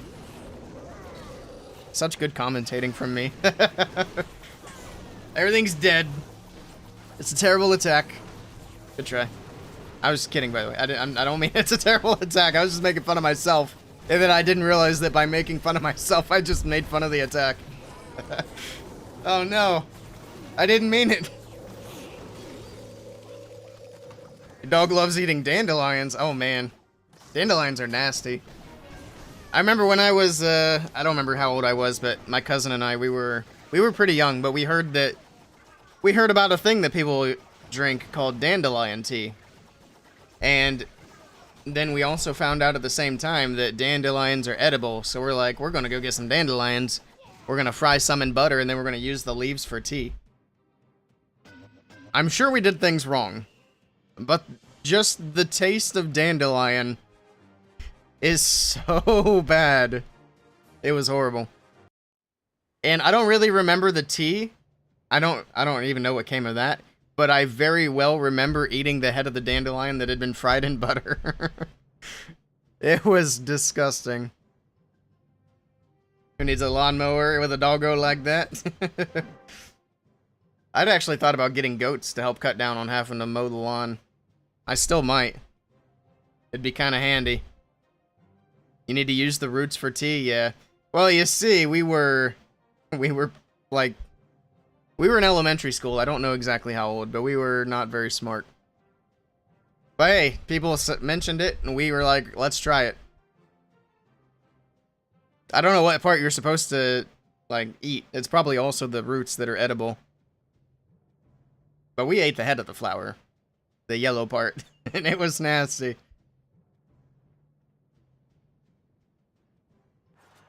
Here we go. Next attack from Riva.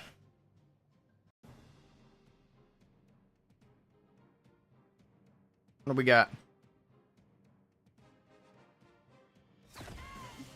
The whole plant is edible, technically. That reminds me of another story, too. Speaking of mentioning that things are edible, it's when you're a kid that you learn that just because somebody says something is edible doesn't mean it's tasty. Like when I'm out in the woods with my dad, and he's like, those are called black walnuts. And I'm like, walnuts, can you eat them? And he's like, yeah, I suppose you can. And then he let me eat one. Or at least nibble on it after I realized that it didn't smell very good. And boy, was that nasty. That was probably worse. I don't know if that was worse than dandelion. That's pretty close, though. But yeah, whenever I was a kid and people were like, yeah, that's edible, the first thing I wanted to do was try it. Kids are stupid. And I was no exception. Heck, some people say I'm still stupid. But, you know, it is what it is. Oh, that ward ability should have been a tiny bit earlier. That would have been perfect. But he ended up taking damage from that Gigabomb. But I guess it still worked out anyway, because the healing tome kind of negated the damage from the Gigabomb. So that's fine. It still was pretty perfect. We do have the Furnace on defense as the troops are moving their way in. That splash damage, though, from the Furnace is going to do some work. With everything all piled up on top of each other like that. Got a lot of troops from the Barrel of Monkeys, and then the Root Riders, the whatever else is in there. I think it was Valkyries. But everything's starting to thin out. The funny thing about the troop launcher is you get all these troops piled up, and it makes it look like you have a big army moving through the base. But then the reality is that army is mostly made up of giants, barbarians, and archers that are coming out of the troop launcher. So it's not super ideal. But hey, it looks pretty good in the moment. But as you can see, the army is pretty well fizzled out. And this is going to be another defense. Nice try to Riva. We'll take a check. We'll take a score check after this. But, I mean, obviously, Electros with the 3-star is still going to be pretty well in the lead. That's some man versus wild. Yeah.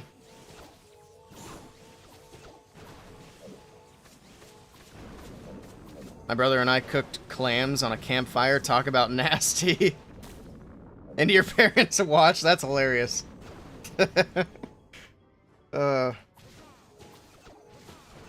Actually, when I was in college, my professor, because I was in wildlife classes, my professor got us with one as well. So there's a fruit called a persimmon. Some of you might know of this fruit, which, when the persimmon is ripe, is apparently pretty good. I still haven't tried a ripe one. But we got to the persimmon tree, and the professor's like, yeah, this persimmon, it's a fruit. People generally like it. So everybody in the class got a persimmon. He's like, all right, everybody take a bite. It was atrocious. It was not ripe. It was probably one of the most bitter/sour things I'd ever tasted. And to this day, I still don't know what a ripe, good persimmon tastes like. I never went back and tried it after they ripened. I'll have to do that. But yeah, the professor got me even as an adult. Here, try this. It's good. I think that's the first time somebody said try this and it's good and just been straight up lying. Well, I guess persimmons might be good when they're ripe, but not before then.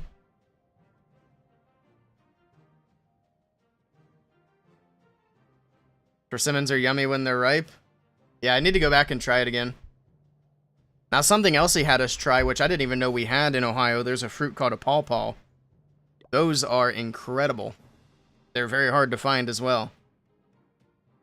But when it's pawpaw season, we'll have to try to do a live stream out in the woods. I need to try to figure out a way to make that actually connect and look good, too.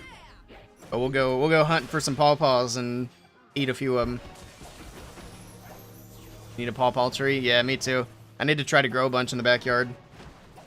Because the pawpaw fruit is very good. It's like a mango, banana, just interesting combo.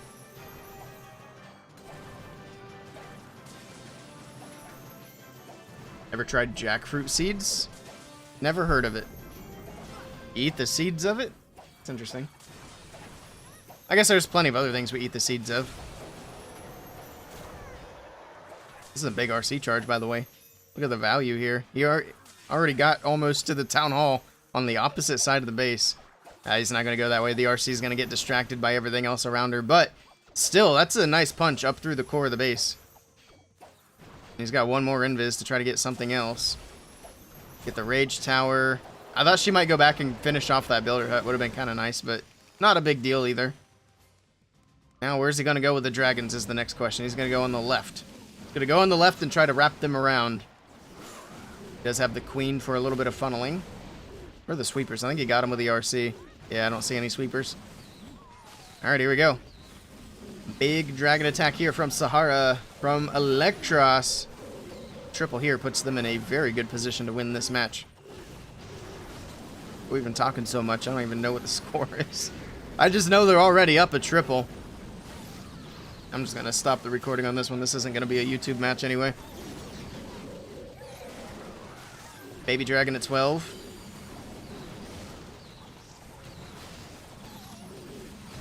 Okay. I thought the queen was going to go up there. Did she go in at the bottom? Yes, she did. Okay. Oh, we had the siege barracks down there, too, with the queen, so she's trying to work on that bottom side as the dragons move through. I wasn't even paying attention. I was just expecting the funneling on the top side, but the baby dragon had that under control, I guess. Fired the prince ability. We still have a lot. Look at all the dragons that are still alive. That's crazy. Queen's going to get the multi-archer tower down on the bottom side of the base. Rocket balloons for the ricochet cannon. Got a super minion there doing a little bit of damage as well to help get that out of the way. Alright, down goes the cannon. Can they get the builder hut? Not quite. See if that RC had got the builder hut. That would have been nice. But he's got a few more rocket balloons to send in. He still has 2 more in the bag. This is going to be a triple. This is crushed.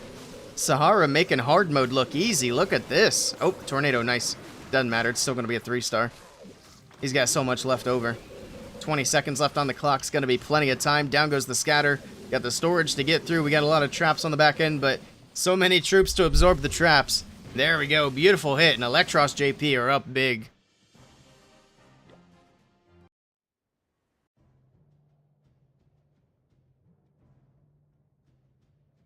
Durian supposedly smells nasty but tastes good. You're not brave enough to try? Yeah, I've never even had the opportunity to try durian. I don't even think I've seen a durian in person. But I've definitely heard of it. Some people say it tastes like custard. But if it smells bad, I don't know if I'd be able to get to the taste. Well, I'd probably taste it. Who am I lying to? I would probably taste it.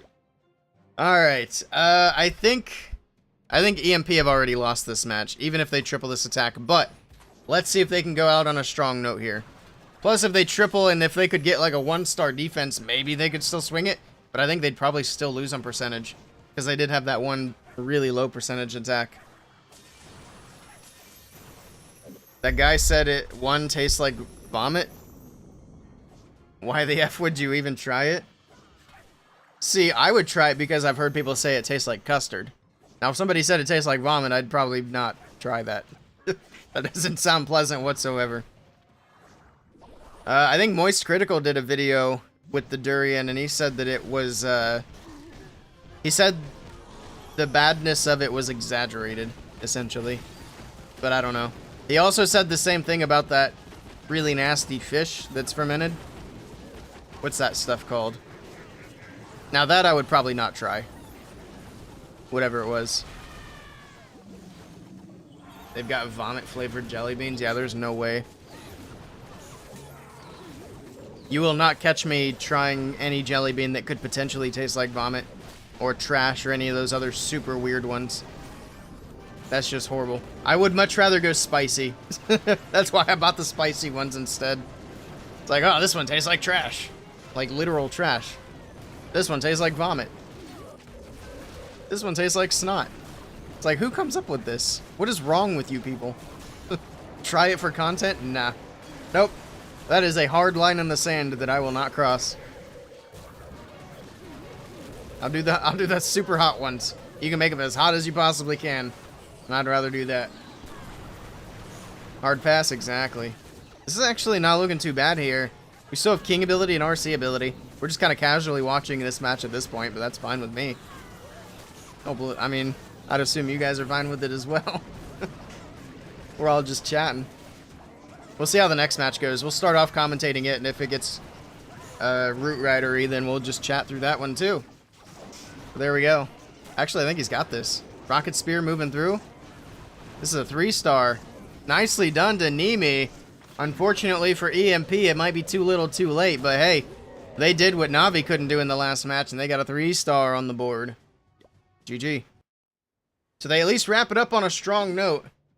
But even on a 1-star, I'm pretty sure Electros have got this in the bag. So if Electros tripled, their percentage would be 93.6. So that gives them a lot of leeway.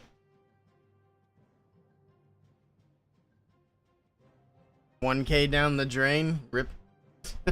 You voted on the underdog. Sometimes it's a good idea. Sometimes not so much. We had 4 people for Electros. Are you still in LA, Mr. Fonz? Curious if the fires are still like causing a bunch of trouble over there. I'm actually really surprised that the riots didn't cause more fires in LA, considering they were lighting cars on fire and shit.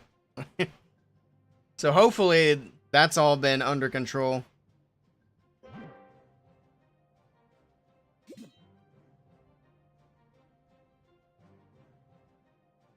But there's always gonna be fires. That wildfire's still going on? I'm not sure. Fonzarelli was over there helping with the cleanup. I don't know if he's still in chat or not.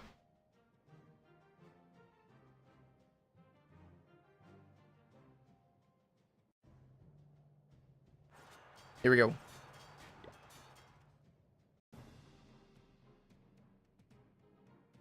Man, I think we had 1 or 2 attacks in this match that were not Root Riders.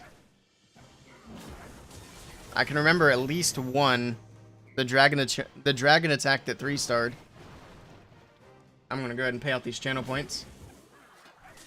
So the next match that we have is going to be a golden ticket winning team versus a team that I don't think I've heard of.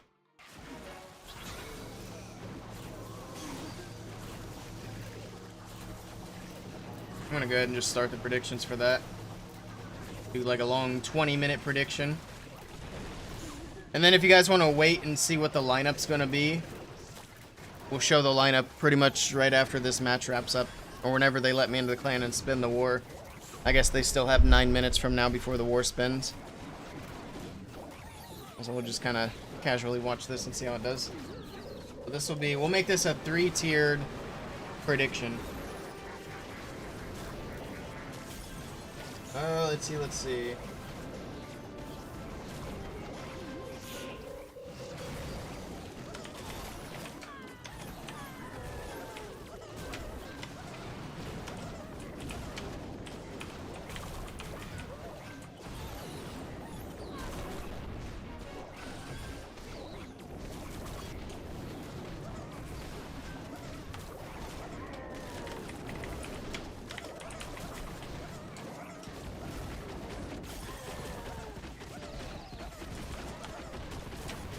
I'll just do it like that because I'm running out of space.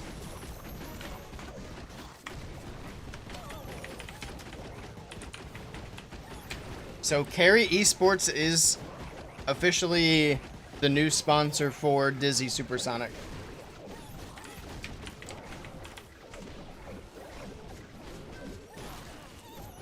And they are playing against Power Empire. I wonder if they're another Asian team as well. I know Carry Esports, that team, they're not entirely Japanese, but they are all Asian. I think Ryuta's Japanese, but I'm not sure about the rest. I know there's some people in there from like Malaysia and where else? I know we looked at it. I don't remember exactly. Curry? No, not Curry. Carrie. C-A-R-R-I-E. She is the sponsor of this team that we're about to watch and HTM, another big team. There we go. Prediction is live on Twitch. Mostly Malaysia. Gotcha. And then, like I said, I don't know the team that they're playing. But based on the representative, I have no idea. I have no idea. We'll find out soon, though. Nice try to whoever just attacked. But there we go. The results for this match, Electros JP do take the victory.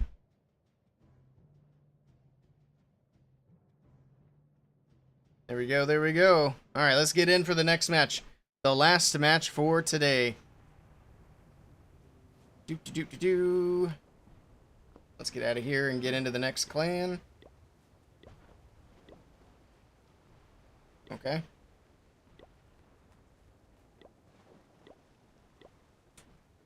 Oops, I mean to hit buttons.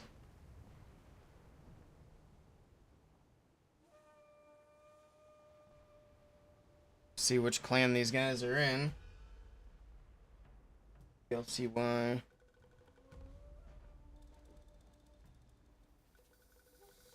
GU. This looks like the right one.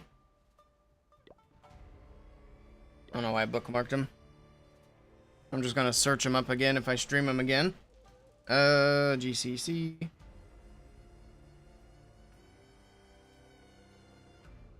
There we go. All right.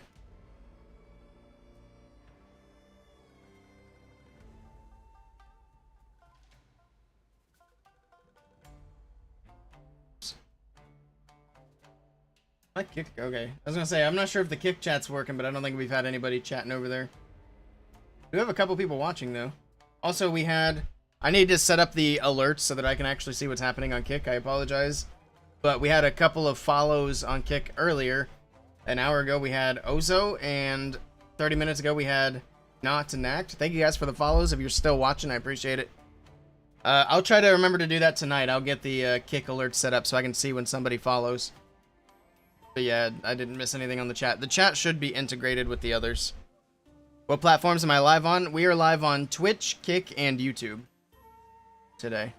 Those are the main ones that I stream on now. I'd still consider Twitch to be like the primary platform, but I'm trying to even it out as much as I can to where they're all pretty equal. So they all get the same amount of attention, which I got the chats pretty well integrated at this point. I just need to integrate more of like the bot commands, the alerts. So I don't have YouTube alerts either. So if somebody were to like subscribe to the channel, I would have no idea. But I appreciate it. I think if somebody does something like a super chat or joins memberships, I believe that'll pop up. But I'll have to double check that. Where's Archer today? He is right over there. He's down here with me. Spending a lot of time in the basement with me because the weather's been insane.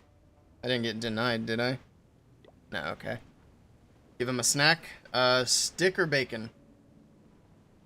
Let me also send a join request to this other clan because they're not letting me in.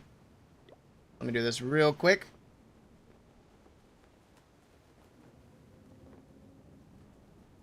GL0. CQR.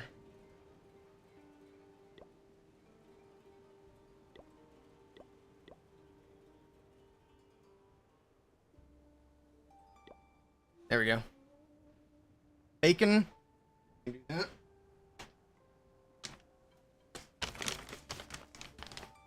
Got notification for it. Oh, yeah, yeah. When I went live on X.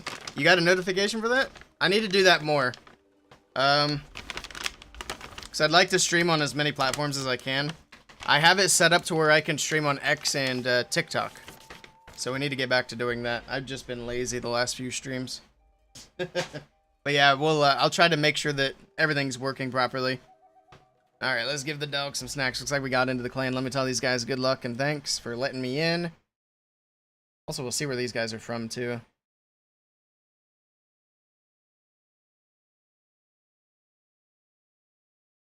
Alright, so they attack second in this match. These guys might be an Indian team, which we don't really see a lot of teams from India. Oh, they are, okay. Alright. I can show you guys this. So this is the team we'll be watching. They got MOS guys in here. We haven't seen MOS in a while. Oh, okay, they got one MOS guy. There's Amar Gupta. Didn't he used to work with, NAVI?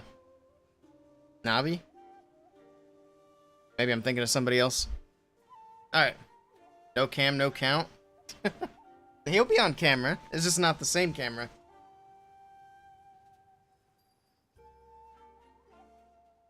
Alright.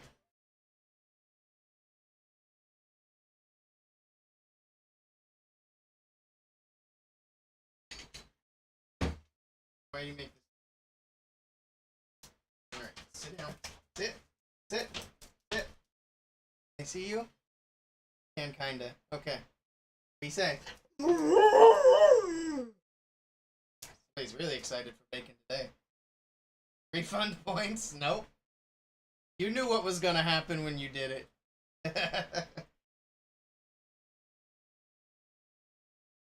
Sit. Say. Say.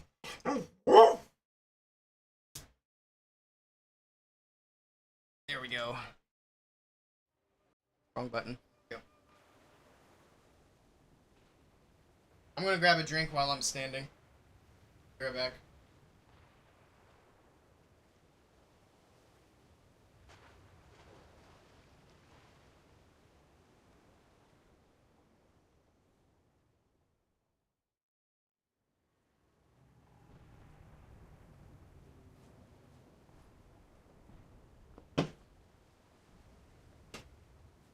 Oh. Alright. Do we have a match? We do have a match. Let's take a look at these matchups. These players. Oof. So for those of you on for those of you on Twitch, if you want to put points in channel points. Also, I think I can figure out Kick channel points as well. And I've heard rumors for like predictions on Kick. Although I'm gonna need more like active moderators if we're gonna start doing all these predictions. But we could potentially do predictions on Kick. We could do predictions on... Well, we can't do predictions on YouTube, but I've heard rumors that YouTube is adding a channel point system. I don't know if that's true or not, but I really hope it is. Because I think that's one of the best things about Twitch, is the channel points. Because it's just a fun way to engage. Still planning to drywall the other side and move the streaming equipment? Yeah. And that's basically what we're waiting on to do the dog cam. Because there's not really a good way to put it in here.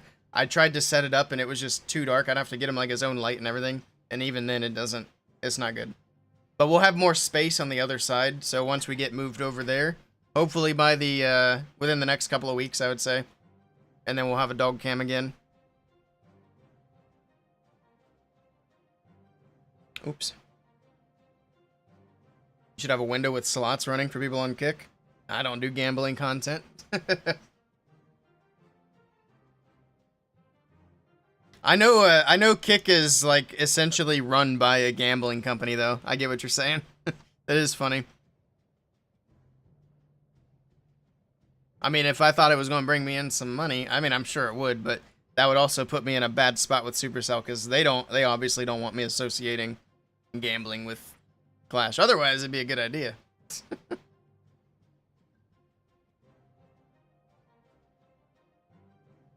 You don't think you could keep their attention otherwise? I don't think you're giving Kick enough credit, honestly. There have been times where my Kick viewership's been higher than my YouTube viewership. Like, people have different preferences on what platforms they want to be on. Kick isn't as, like, I understand where you're coming from, because Kick was a really bad platform, especially at launch. I think Kick has gotten a lot better, and is going to continue getting better. Especially as, like, bigger streamers move more and more people over there. The variety in the Kick audience has gotten bigger. There's still, like, very little Clash of Clans audience over there, because there's basically no big Clash of Clans streamers on Kick. Plus, the fact that nobody streams exclusively on Kick, because you'd be silly to stream to just one platform no matter what it is. Because the best thing you can do is cast a wide net and then let your audience choose what platforms they want to watch you on. But if people wanted to watch me on Kick, the nice thing about Kick is that we don't have ads over there. But I do still have paid memberships over there, so it's not like I'm not an affiliate. I wish I could just turn my ads off on Twitch, but I don't have that option. I have to run ads, and that sucks. Because they don't add anything to my stream. They just make the whole experience worse. Am I a fully maxed Town Hall 17? Pretty much. The only things that I have left now are temporary upgrades. So, well, I got walls to do. I forgot we got the walls. So, not quite. We still have 63 walls to do. Other than that, it's just temporary upgrades. So, we got the new defense and a few supercharges. Actually, the last supercharge is upgrading now. So, after that, it's just walls and this guy. Which this guy is going to take some time. Then I got 2 builders free that I can't do anything with, really. Except forge, if I wanted to.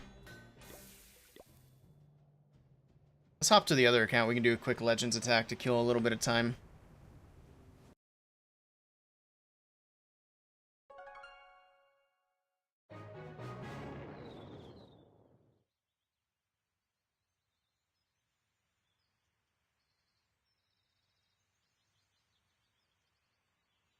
Alright. Yeah, sure, let's do a Super Witch attack. Why not? Let's do it. See how I can do a fireball. How well I can do a fireball. You kept all 3 reinforcement cookies from the event to grind your walls to max. Oh, okay. Nice. I would do that if they would ever give us our extra farming attacks in Legends League. That should have been a much higher priority. I don't know why it wasn't. That should have been something that came out with the update. Oh well. We'll appreciate it when it gets here, I guess.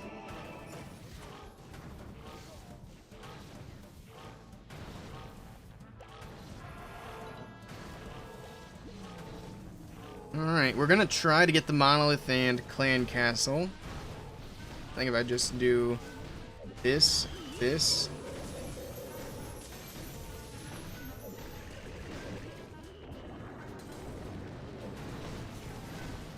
Ah, shucks.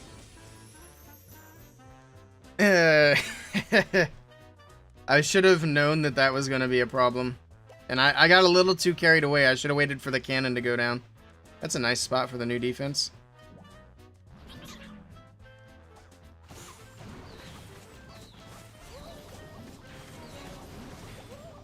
Man, this is unfortunate. Why do I not have a siege barracks?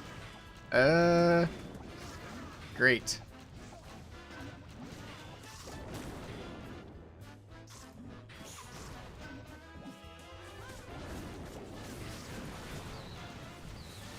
We're just kind of rolling with it.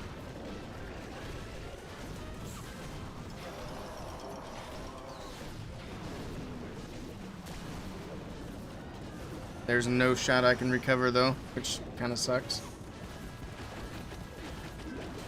Oh well. It's a warm-up attack.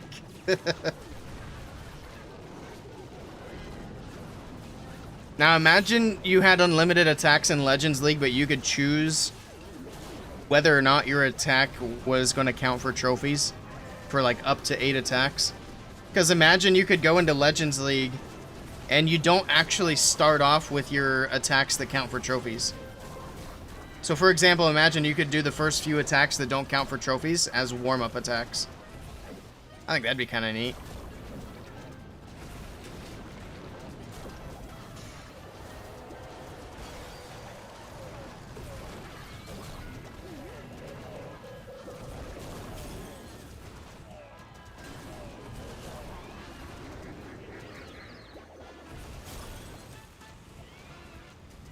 I'm hoping these boots can get a lot of that damage in while that RC is protected.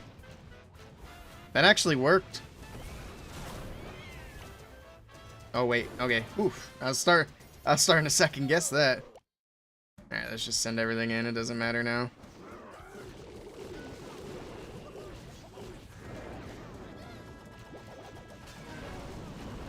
That's why you always take 2 earthquakes. I also take 2 earthquakes. Why did I not earthquake this CC? I don't know. I don't think I can get the CC anyway with my fireball. I don't think it's high enough level. What level is it? It is 20. Maybe I can. Well, I was also thinking about trying to hit that cannon. Actually, we'll do this. Let's fix one more thing, too. There's 0 reason to have a blimp on this army. There we go.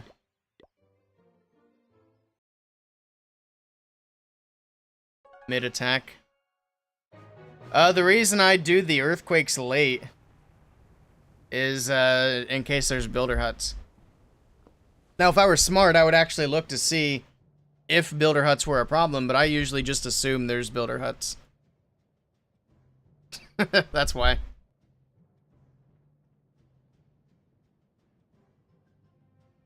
You'd like them to add 2 army slots to take into the attacks and choose them before attacking? That could be interesting. I think that would make Legends a bit too easy though. Cuz I think part of the thing that makes Legends tricky is that you don't know what kind of base you're hitting, but I do agree though. I do think that Legends would be nicer if you had a couple of armies you could choose between. Like, oh, this is a great base for Fireball Witches, or this is a great base. Look at the value for the Flame Flinger, you know? Or, oh, this is a great Dragon base. You could exploit what weaknesses you see in the base on the fly, based on what armies you have at your disposal.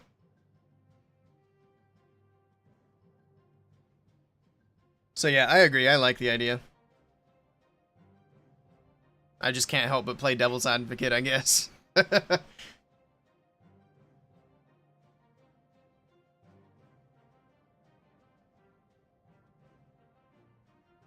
Or be able to change equipment prior to the attack. That could be helpful too. What am I drinking? It is Pepsi. Specifically, wild cherry and cream. If it'll focus. There you go. It's pretty good. I like it. I usually drink Dr. Peppers, but I've been kind of digging this here lately. This and just regular wild cherry Pepsi.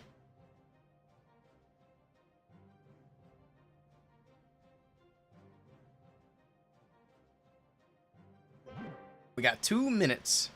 I'm gonna go ahead and start my recording. This could be a good match.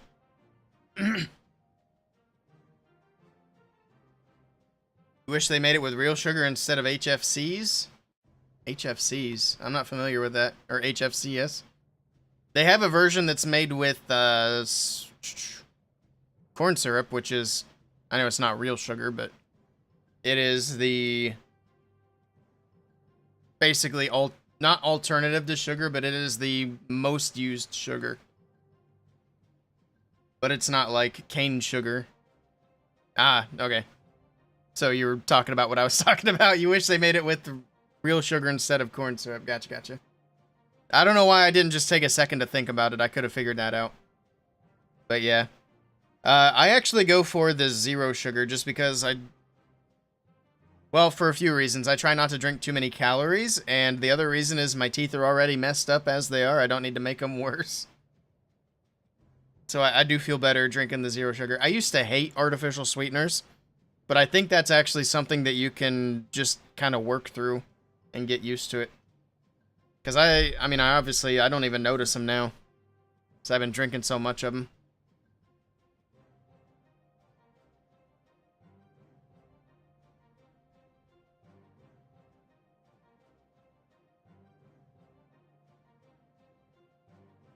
Alright. We'll see who's going in first. Your brother preferred the artificial sweeteners? Nice. Yep, I just think, I mean, I know artificial sweeteners have their own issues, but it's like, good luck finding things that don't have some sort of issue. It's so difficult, especially in America. But I mean, that problem specifically is a worldwide issue. I mean, if you're really going to drink healthy, you're not drinking any soda, period. And here we go, the first attack of the match, we got Chien. Starting off with the Royal Champion Charge, we got the Flame Spinner spinning. I wish you could click on the Flame Spinner as a spectator and see what levels. Because it's really hard to tell just by looking at it. But we'll see how the Royal Champion does. He's going to push her into this core. Look at the value in the core, though. We do have the multi-archer, or not the multi-archer tower, the gear tower. Whatever that thing's called. We got the monolith out of the way. And of course the fire flame spinner. Recall. Okay, he's not going to go for the flame spinner. Just going to pull her out of there. Queen on the bottom side of the base. Alright. Let's see.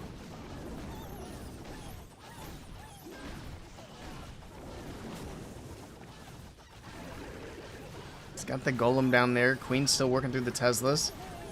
My phone was ringing and it distracted my brain for a second. I had to recalibrate. That's why I paused. Is like, what's going on? Alright. Root Riders on the right side of the base. Here we go. I also just got distracted again because I'm looking at my overlay. Why are the sizes of the names so inconsistent? Because we got Rhonda Plus showing up as a really tiny name there near the top, and then it shows up as a really big name. That's weird. And it's all on Twitch. Alright, King and RC still have abilities. It's got the Town Hall frozen for now. The Royal Champion of the Rocket Spear working on that. Overgrowth wears off. Fire Spitter's going to be getting some damage in. The Town Hall is still standing. Queen's working on it now. Down it goes finally. So we do secure the 2-star, but it looks like it's all going to fizzle out before he's able to get this 3-star. Nice try to Chin, but it's going to be a defense and a relatively low percentage defense here for Power Empire. Nice try, nice try. Got that cannon distracted for a bit so the Barbarian can try to pick up a building or two. But he's going to fall short of that 75% mark, it looks like. He might hit 7. Okay, never, holy cow, that percentage just went way up fast. He might actually hit 80%. He just grabbed a bunch of little buildings all around the top side of the base at the same time. I don't think he's going to hit 80, but he's going to get kind of close. The archer will get it to 77. I think that's it. The builder hut is fighting against the minion here. They're having a little battle. A battle of wits. The minion does damage and the builder hut heals it up. The poor minion cannot keep up with the builder. That building will never go down. This is why it's a good thing the attacks have a timer, otherwise this attack would never end. Nice try to Chin.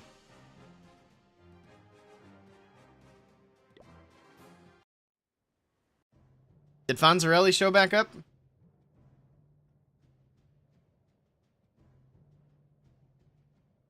I didn't see him. I'm still curious if he's still over there fighting fires.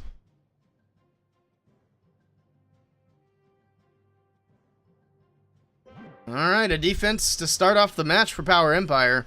They are definitely the underdogs in this match. So they gotta be happy with that, but let's see if they can capitalize on it. He's lurking? I see. Here we go. 10 War is in with the next attack. The first attack for Power Empire.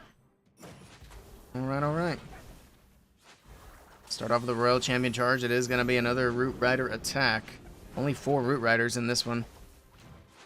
I guess that's not super unusual. A lot of these attacks only have 4 Root Riders. Just trying to push the RC into the base here. She'll move over for the Fire Spitter. Alright, get that taken care of. And then he's going to recall, not trying to get the Crusher Mortar out of here. Which, the Crusher Mortar, I mean, you can tell. You don't know what level it is, but you can tell that it's got some levels on it. Because it goes from being a ball to a cube.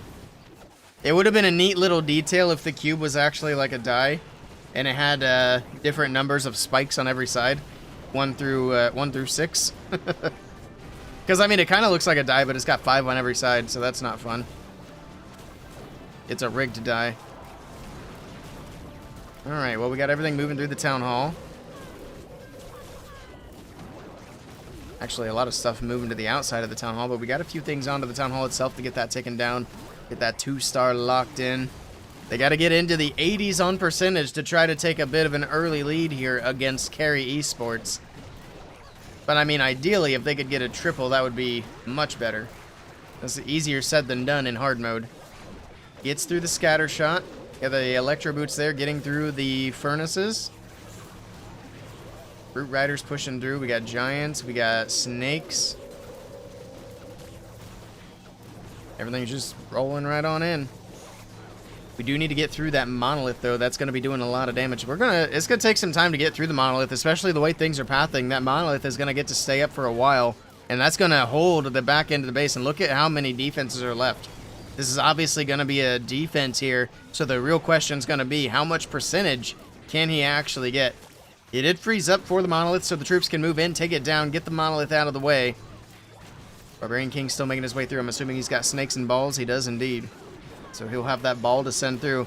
And I think it's better to send the ball earlier rather than later so that the other troops can also take advantage of the damage that it does. And there we go. We're going to send the ball through. It's going to damage that multi-Inferno Tower, and that'll hopefully allow the Queen to take it down. But there we go. We got the giant die moving through dice at this point because there's a bunch of them. And they're rolling 5s across the Queen. Down she goes. The percentage is racking up, though. It's looking good. He's into the 90s, which is much better than the first attack from Carry. But it is still going to be a defense for Carry. We'll be all tied up at 2 stars apiece. Nice try, nice try. We might lose our clan war. I told y'all we needed to go perfect. Nobody listened. The last I looked at the clan war, pretty much nobody done their attacks. And that was like right before stream. So have we actually gotten a bunch of attacks in?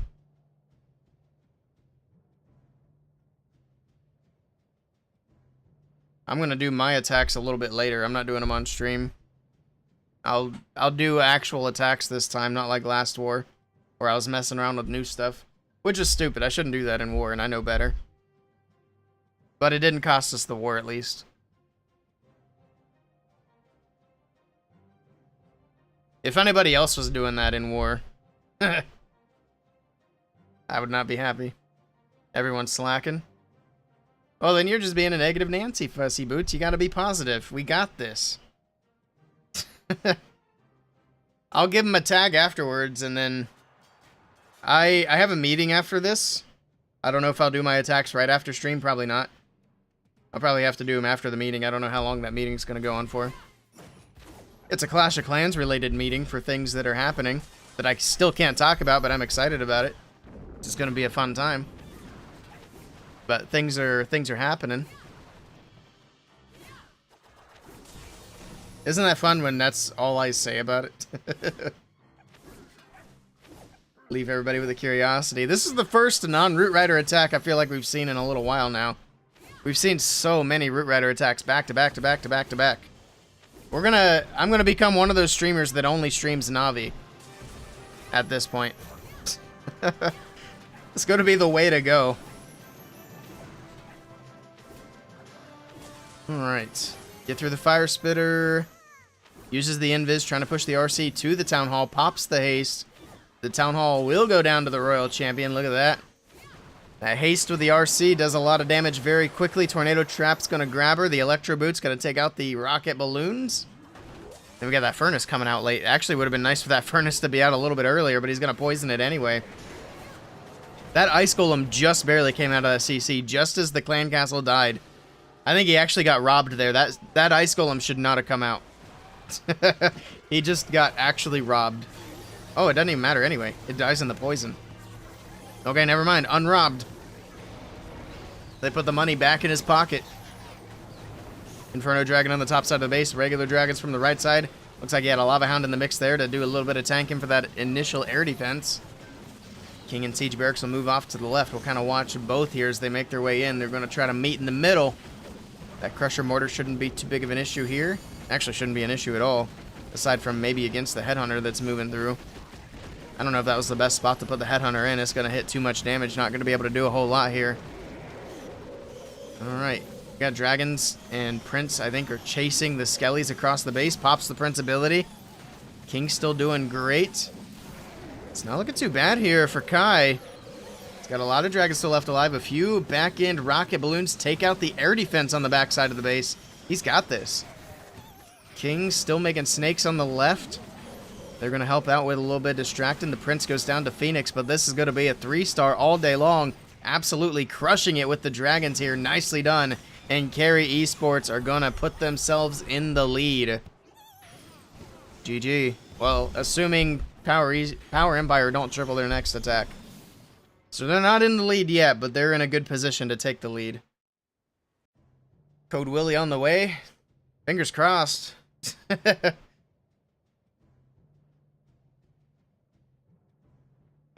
Maybe one day. You should stream some of that firefighting activity. From what I know about fighting wildfires, that would be wildly unsafe. You gotta have all your hands free at all times for that. But it would be a neat thing to watch for sure. They could send me out there. I could be like I'm not a firefighter, I'm just there to record. I'll be the news guy, boots on the ground. I'll stream it.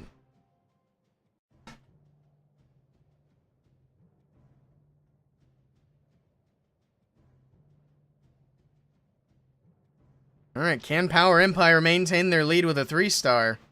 Anything less than a 3-star and Carry Esports have the advantage.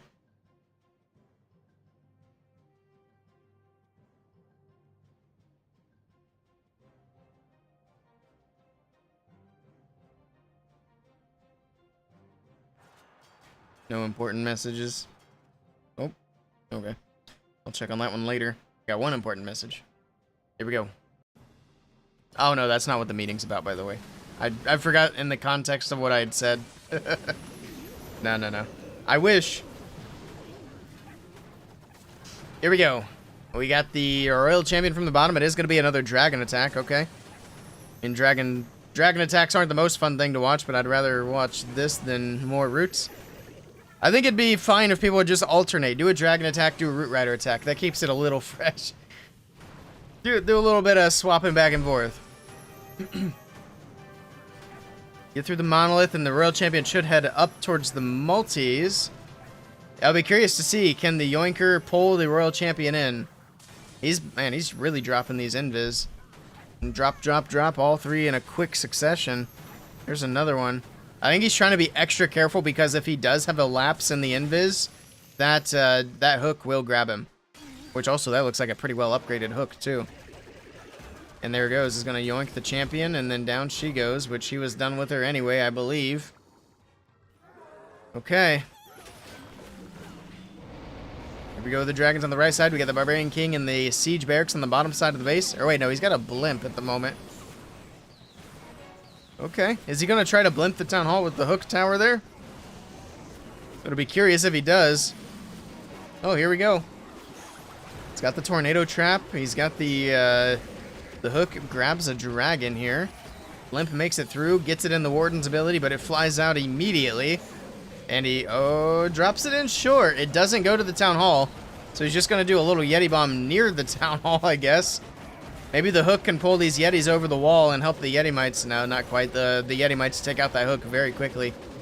Gonna drop in an invis for the dragons. They take down the gear tower, work on the Town Hall. The Yeti Mites can still hop over and help out. Pops the Prince ability on the top side of the base. Gonna slow down all these defenses on the outside.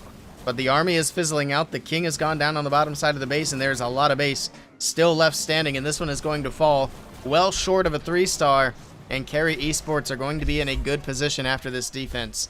Nice try to Ahmad. Good try, good try. Drags and Roots stay supreme for now.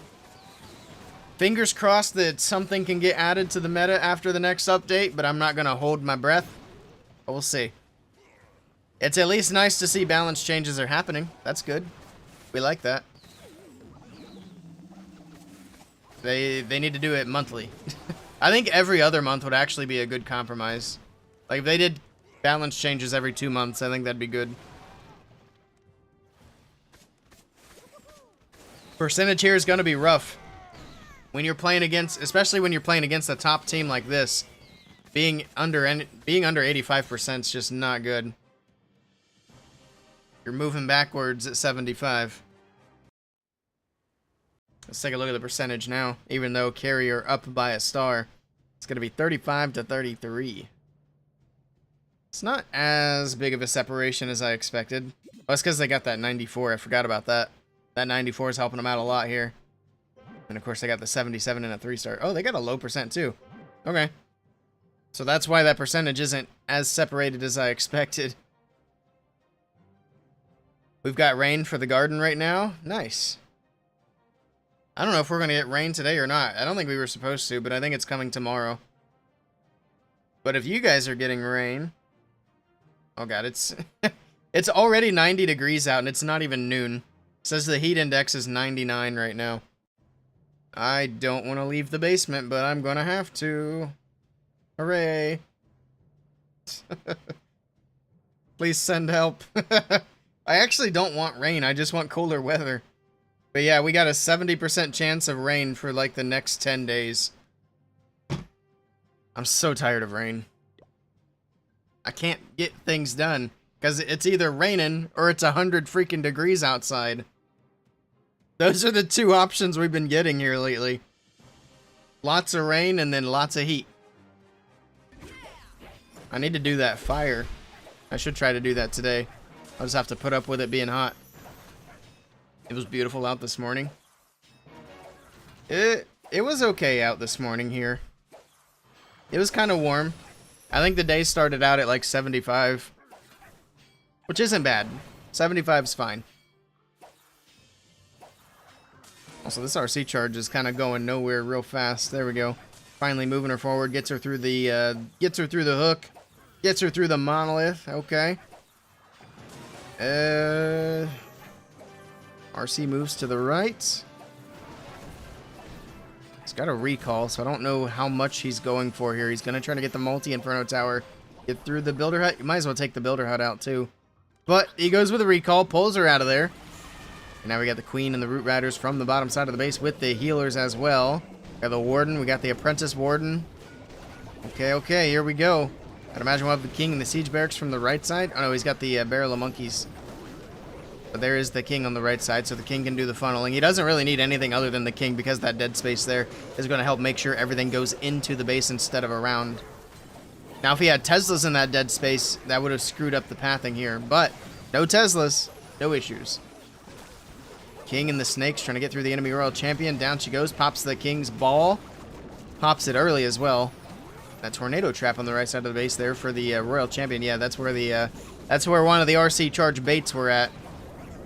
But obviously not where the RC charge went, so he's good. Root Rider's still moving through. We got the defensive rage popping off on the left side, so hopefully that should be worn off by the time the troops get over there. And then we're going to cover it with an overgrowth as well, so it doesn't even get time to recharge. Everything's still pushing its way through, getting through the multi-inferno tower. Baby Dragon on the top side, trying to help get through some of these other defenses and trash buildings. Lots of roots still moving through. Alright, ice golems still in the mix. We have, how many ice golems are there? Looks like at least 2, maybe 3. Everything's all piled up. It gets really difficult to tell what's what. But the root riders opening the walls. Ice golems moving down to the bottom. We need the ice golems to get out in front and actually tank, so they can freeze up these buildings. It's looking good. Especially if we can get some ice golems to freeze things up, it'll be looking great. there's not a lot left as far as defense goes. The ricochet cannon's the biggest defense remaining, and then we got an Expo on the backside, but he's got plenty of troops. He should have plenty of time, and this is looking like it's going to be another 3-star for Carry Esports. Nicely done to Den. The Root Riders crushing right on through. Man, he's got a lot of troops left over. The Ice Golems never even did anything. Swag Ice Golems, making it look easy. GG. You can handle the 80s. Those 95-degree days were rough. Yeah, the 80s are fine. I think until you get up past the mid-80s, then it starts getting a bit uncomfortable. Speaking as somebody who works outside for a living. And then once you get into the 90s, it's just nasty. And then anything above 90 just feels the same, honestly. I mean, you get dehydrated a little bit faster, but once you get over 90, it's hard to tell a difference. We're not getting enough upsets, true. The underdogs are slacking today. Especially with the humidity. Yeah, and that's the thing, why is there always humidity? I was thinking it might be nice to have a couple of these hot days to knock the humidity down in my basement, where I'm at. Well, that wasn't the case. If anything, it's been more moist down here than when it was raining. Yesterday, the humidity got up to like 89%. It's at 81 right now. I've got to get a dehumidifier in here so it doesn't screw up my computer. Oh. The hook grabs the RC, drops the invis. Nice reaction. Look at this. He's actually going to be able to take advantage of the hook, and he's going to RC charge the core of the base. And he utilized that the ice block spell so she wasn't taking damage, and he got her hooked on purpose. Now he's able to use this in the core. He's going to be able to get the Town Hall down. We'll see how much more value he's able to get. 5 more invis spells in the bag. The hook's going to go down. The Town Hall goes down. Fire Spitter's up next. Fire Spitter drops. I wish she would have moved to the left. She could have gotten these cannons out of the way, but she's still going to move up towards the Scattershot Expo here. So she can hopefully get both of these down. He's got one more invis after that one, and I think he will. The boots will finish off the Expo. The Scattershot's going to be next. Now we got a Super Dragon on defense, but what a move with the Royal Champion, utilizing the new defense to his advantage. Nicely done. Man, what a clip. That was cool. Anyway, what was I saying? Oh yeah, I was talking about how friggin' moist it is in here. Yeah, because dehumidifiers are expensive. I bought that one for 70 bucks. I thought it was going to be at least like reasonable, but no, it was terrible. It looks like to get a dehumidifier that's going to be at least a little bit decent for what I need is going to be at least 200 bucks. Maybe a bit more, which sucks. It's expensive. High water table? No, that's not even the issue. And the water table is also not an issue because I'm only halfway in the ground. This house is built into a hill. So like half the basement where I'm at right now is in the ground, but like elevated. So that's not really a problem. And then the other half of the basement on that side is exposed to the outside. So I can walk from here straight outside without going upstairs. Which is nice, but it doesn't help. 200 to 300 easily, yeah, unfortunately. I will hopefully get one soon, but with something that we've got going on in the background, I'm trying not to spend money at the moment. That'll make more sense later. But that should be wrapped up soon, and then we can figure things out from there. Can he triple after using the... I don't think he can. That was a nice RC trick, though. That was pretty cool. We got a short for YouTube now. This is close. He still has a few dragons at the top side of the base. It's getting a little bit of tanking out of these fire mites. I almost called them fire demons. I don't even know why. But he runs out of time anyway. Good try. Very solid attempt. Improve topography around the perimeter. But not if you're going to build a replacement. Yeah. And so the way my property is, we're kind of on a hill on this side, and then there's like a valley, which is where the back of this house faces, is kind of into the valley, and then it goes straight up another hill. And I'm gonna build the next house. I was thinking about building it like into the side of the other hill like this one is, but I think I might do just on top of the hill. Now I realize that might cause more moisture problems, but if we're building the house, we can also make sure that we build in like tile around the house to divert any water that's in the area. and stuff like that. This house is built like 100 years ago, so there's nothing like that. So there very well could be just extra water on this side of the house, which, I mean, obviously the moisture's coming from somewhere. Basements are annoying. They're very tedious. Alright, here we go. I feel like we've seen this exact same approach earlier. Did we see the same base? Because we've seen the same RC charge into the new defense, except last time it was a hook. And then he recalled the RC out of there.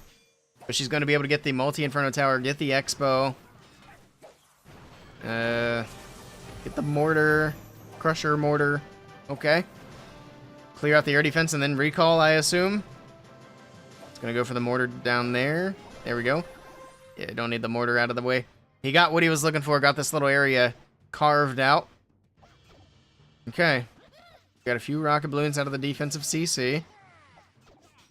And now the rocket balloons are moving slow.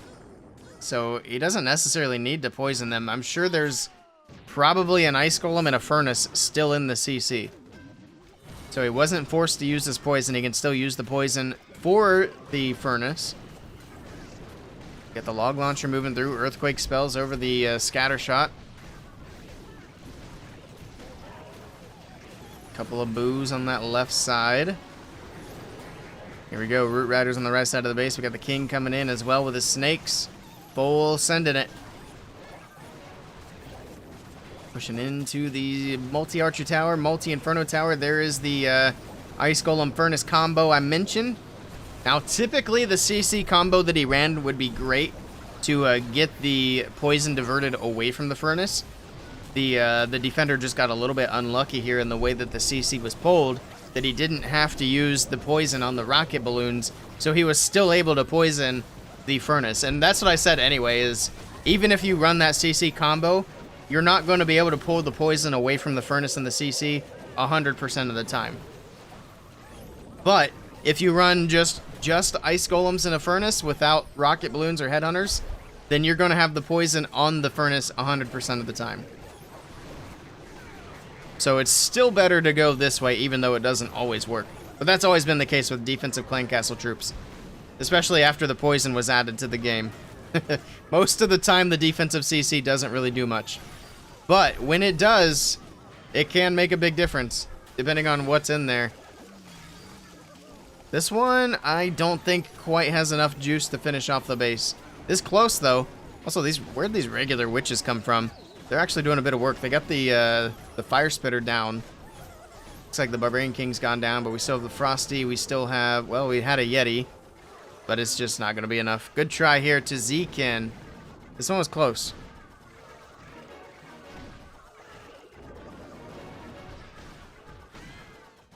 You're done with roots forever? You're okay with dragons?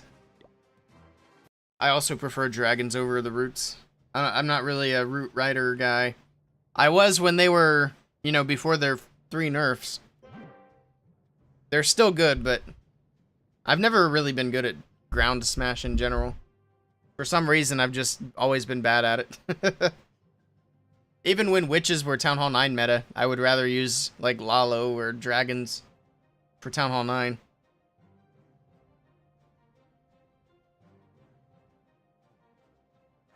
Here we go. Amar Gupta. See if we can get his team back in this match. It's another Root Rider attack.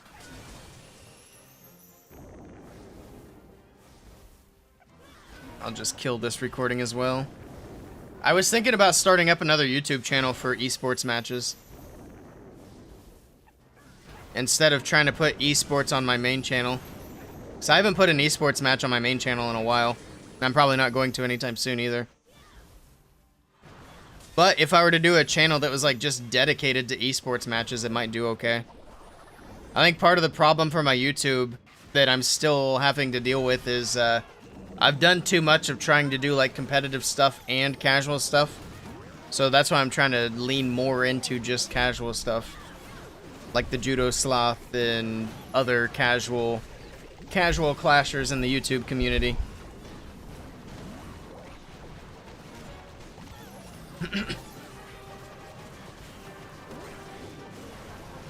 Yeah, I feel the same way, Fussy Boots. People make it look so easy, and then you try to do it, and it's like, how did I 1-star? Where did my army go? Alright. Well, this is looking pretty good.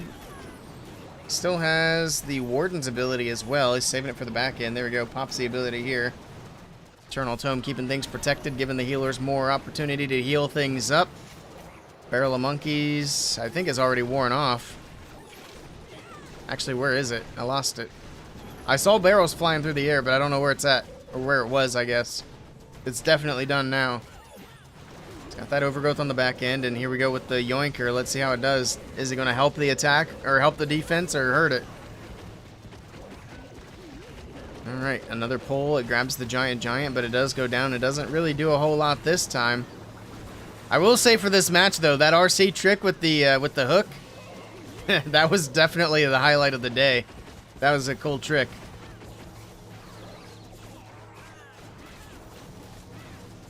So yeah, you might want to be careful with these RC charges where you're placing that hook.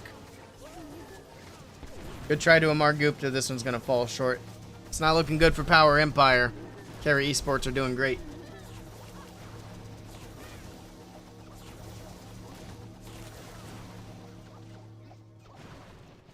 Checking in on Kick. We haven't had any new followers. We still have a couple of people watching, I think.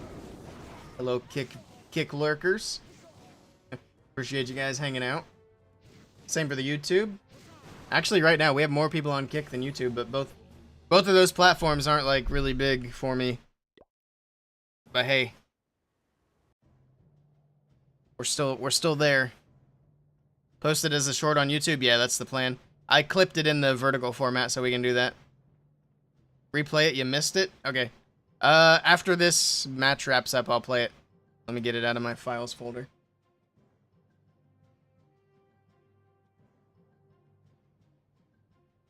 I think it's this one.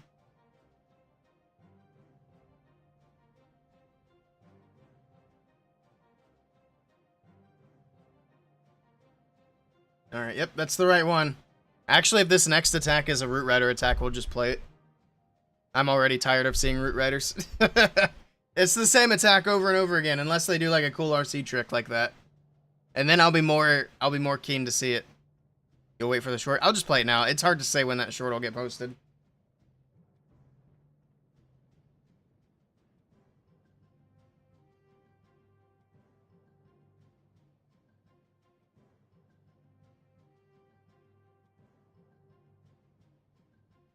Actually, it was the attack on Zekin. We can replay it. I forgot we can replay it here.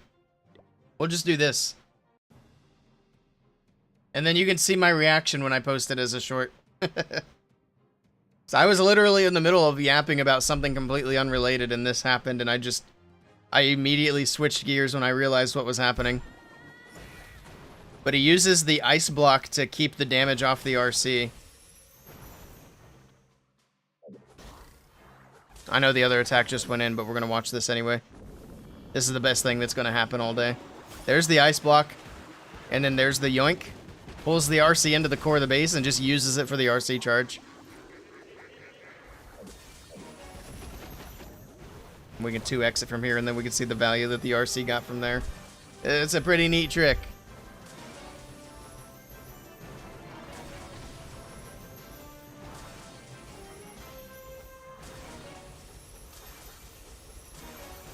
And I think that's about it. Yep. But still, nice big chunk. All right, let's see what this other attack is. Watch, it's a Lalo, and I've missed it. Oh, it's Ryuta. Oh, God. It might be a Lalo. Okay, it's dragons. We're fine. I think Ryuta does do fun attacks, though, sometimes. Your RC would have died. Mine, too, probably. Alright, well, what is Ryuta got going on? We already missed the RC charge, which he got the Town Hall with. Okay, we got a Crusher Mortar on the top. Not a problem for the dragons. Although it looks like he's going to do a Yeti Bomb here for this compartment. Does he have a Rage? He does. The Yetis can get a good bit of value here. The Yeti Mites should be able to knock down that Crusher Mortar quickly, and they do. They actually get through it very quickly. They'll get the Mortar out of the way. The Yeti Mites, can they actually go for the Gear Tower? Looks like they went for the cannon instead. That's unfortunate. But the dragons are in the core. they'll go for the gear tower next. And yeah, I mean, that's one of the things that makes me love esports too, is seeing people do things like that.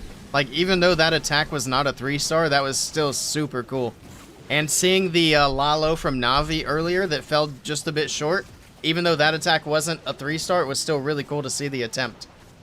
So those are the things that keep me in love with esports. Although here lately, I mean, obviously, I haven't really been watching esports. I wonder why. But I'm hoping that with the way things are changing, the Clash team, I think, is making good changes. Like with the new defense, and now we got balance changes on the way. I do think they're making an attempt to get things back on track, which I'm really happy to see. So I am very optimistic for the future of esports at this point. Which, if you would have asked me, like, even 2 weeks ago, I would have said differently. Nice try. That was not a good attack from Mr. Ryuta, but I don't think it matters. They're already up 2 triples. There's no shot they can lose the match now. That's way short. Yeah, that was not even close. Which is unusual for Ryuta. I wonder what his hit rate is right now. Bet we can look it up real quick. I don't know if CCN has it on their website, though. Let's see. They are the number... This is the #1 ranked team for June, by the way.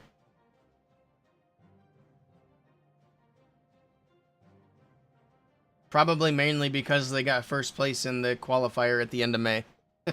I don't know if that actually gets taken into account, though, because it did technically happen last month.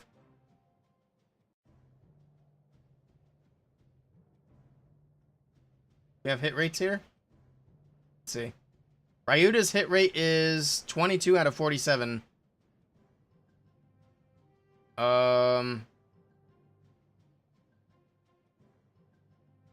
can make me do math. He's got a 46% hit rate right now, which for hard mode isn't terrible. It's actually pretty good.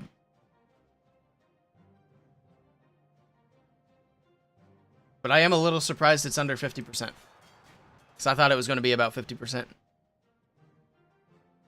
Here we go. After that last warrior down to 0. Oh no. It's another dragon attack this time for Power Empire. We'll see if they can end it on a strong note here.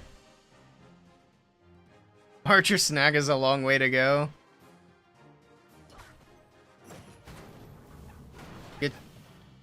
I'm guessing you've bet on carry. Oh yeah, you just said you finally won something. I want to see how many points are on this prediction. Oh yeah, I forgot I made this a 3-tier. We had 3 people vote in this prediction, 1 for each one. That's funny. So it looks like you'll get about a little under 500 channel points back. So yeah, you're a little bit closer to an Archer Snack. Also a little double earthquake action on this attack, trying to soften up these defenses for the RC. You matched Fussy Boots, gotcha. Killerbot trying to go for the risky play there, put a few points in for the underdog. But it's a low risk, high reward situation for him.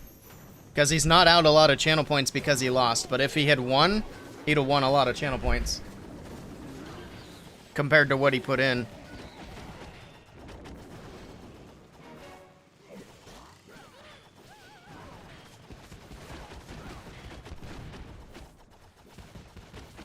Barbarian King still whacking away.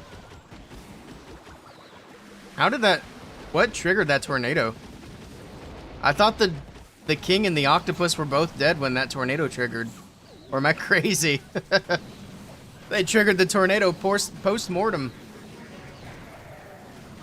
Oh, the corpse fell in the trap. Better trigger it. Maybe the Octopus was barely alive. I'm gonna have to go back and replay that. I swear they were dead.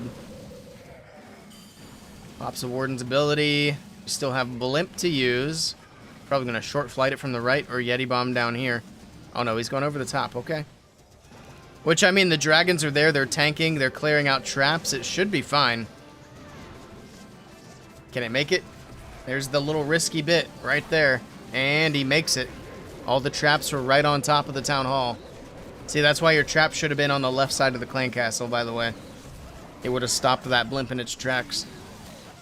Not a whole lot of point in putting the traps right on top of the clan castle, which I'm a little surprised to see from Carry, because I'm sure they got some really good base builders.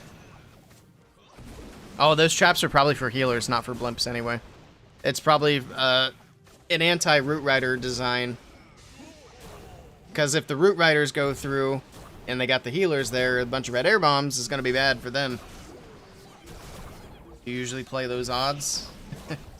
This is going to be a 1-star. He's not getting that town hall down. Oof. Well, so much for going out on a strong note, unfortunately, here for Power Empire. Good try, but a 1-star to wrap up the match. And Carry Esports take it 9-12. Rip. All right. And Officer Fussy Boots getting the points at 12 or less. There you go, ladies and gentlemen. Alright, I'm going to hop out of here, and then we're going to find somebody to raid into, because I am going to see if our meeting is still on for today and do that, and then I got some errands to run. There's a small chance that I hop back on for another stream later tonight that is not Clash of Clans related. We'll see if I can get enough of my work done. Because I'd like to do a little bit of Elden Ring, and then we need to get going on the Borderlands stuff, because Borderlands 4 launches in September, and I want to try to play through all the Borderlands games leading up to Borderlands 4. Because I'm a big Borderlands fan, so we're going to be doing a lot of that. But yes, we'll try to do a little Elden Ring as well. But that's going to be the plan. I'd say I'm 50-50 on being able to do a stream tonight. Hopefully I can make it work out. Who's live? We got Navi for Susie, Navi for Eric. Eric raids me a good bit, so we're going to pay it forward to him. Let's go show Eric some love. I hope he's not ending his stream now. But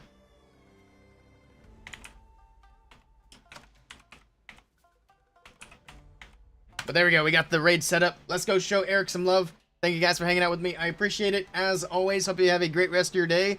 And hopefully I'll see you guys next time. Until then, take care. Oh, I screwed up the raid. Hold on.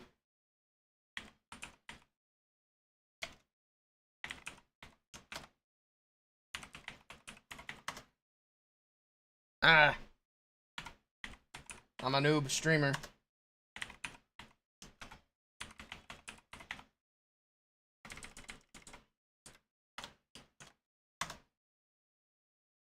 I did it! My goodness, I don't know why that took so many attempts. Alright, there we go. See you guys later. Have a great day.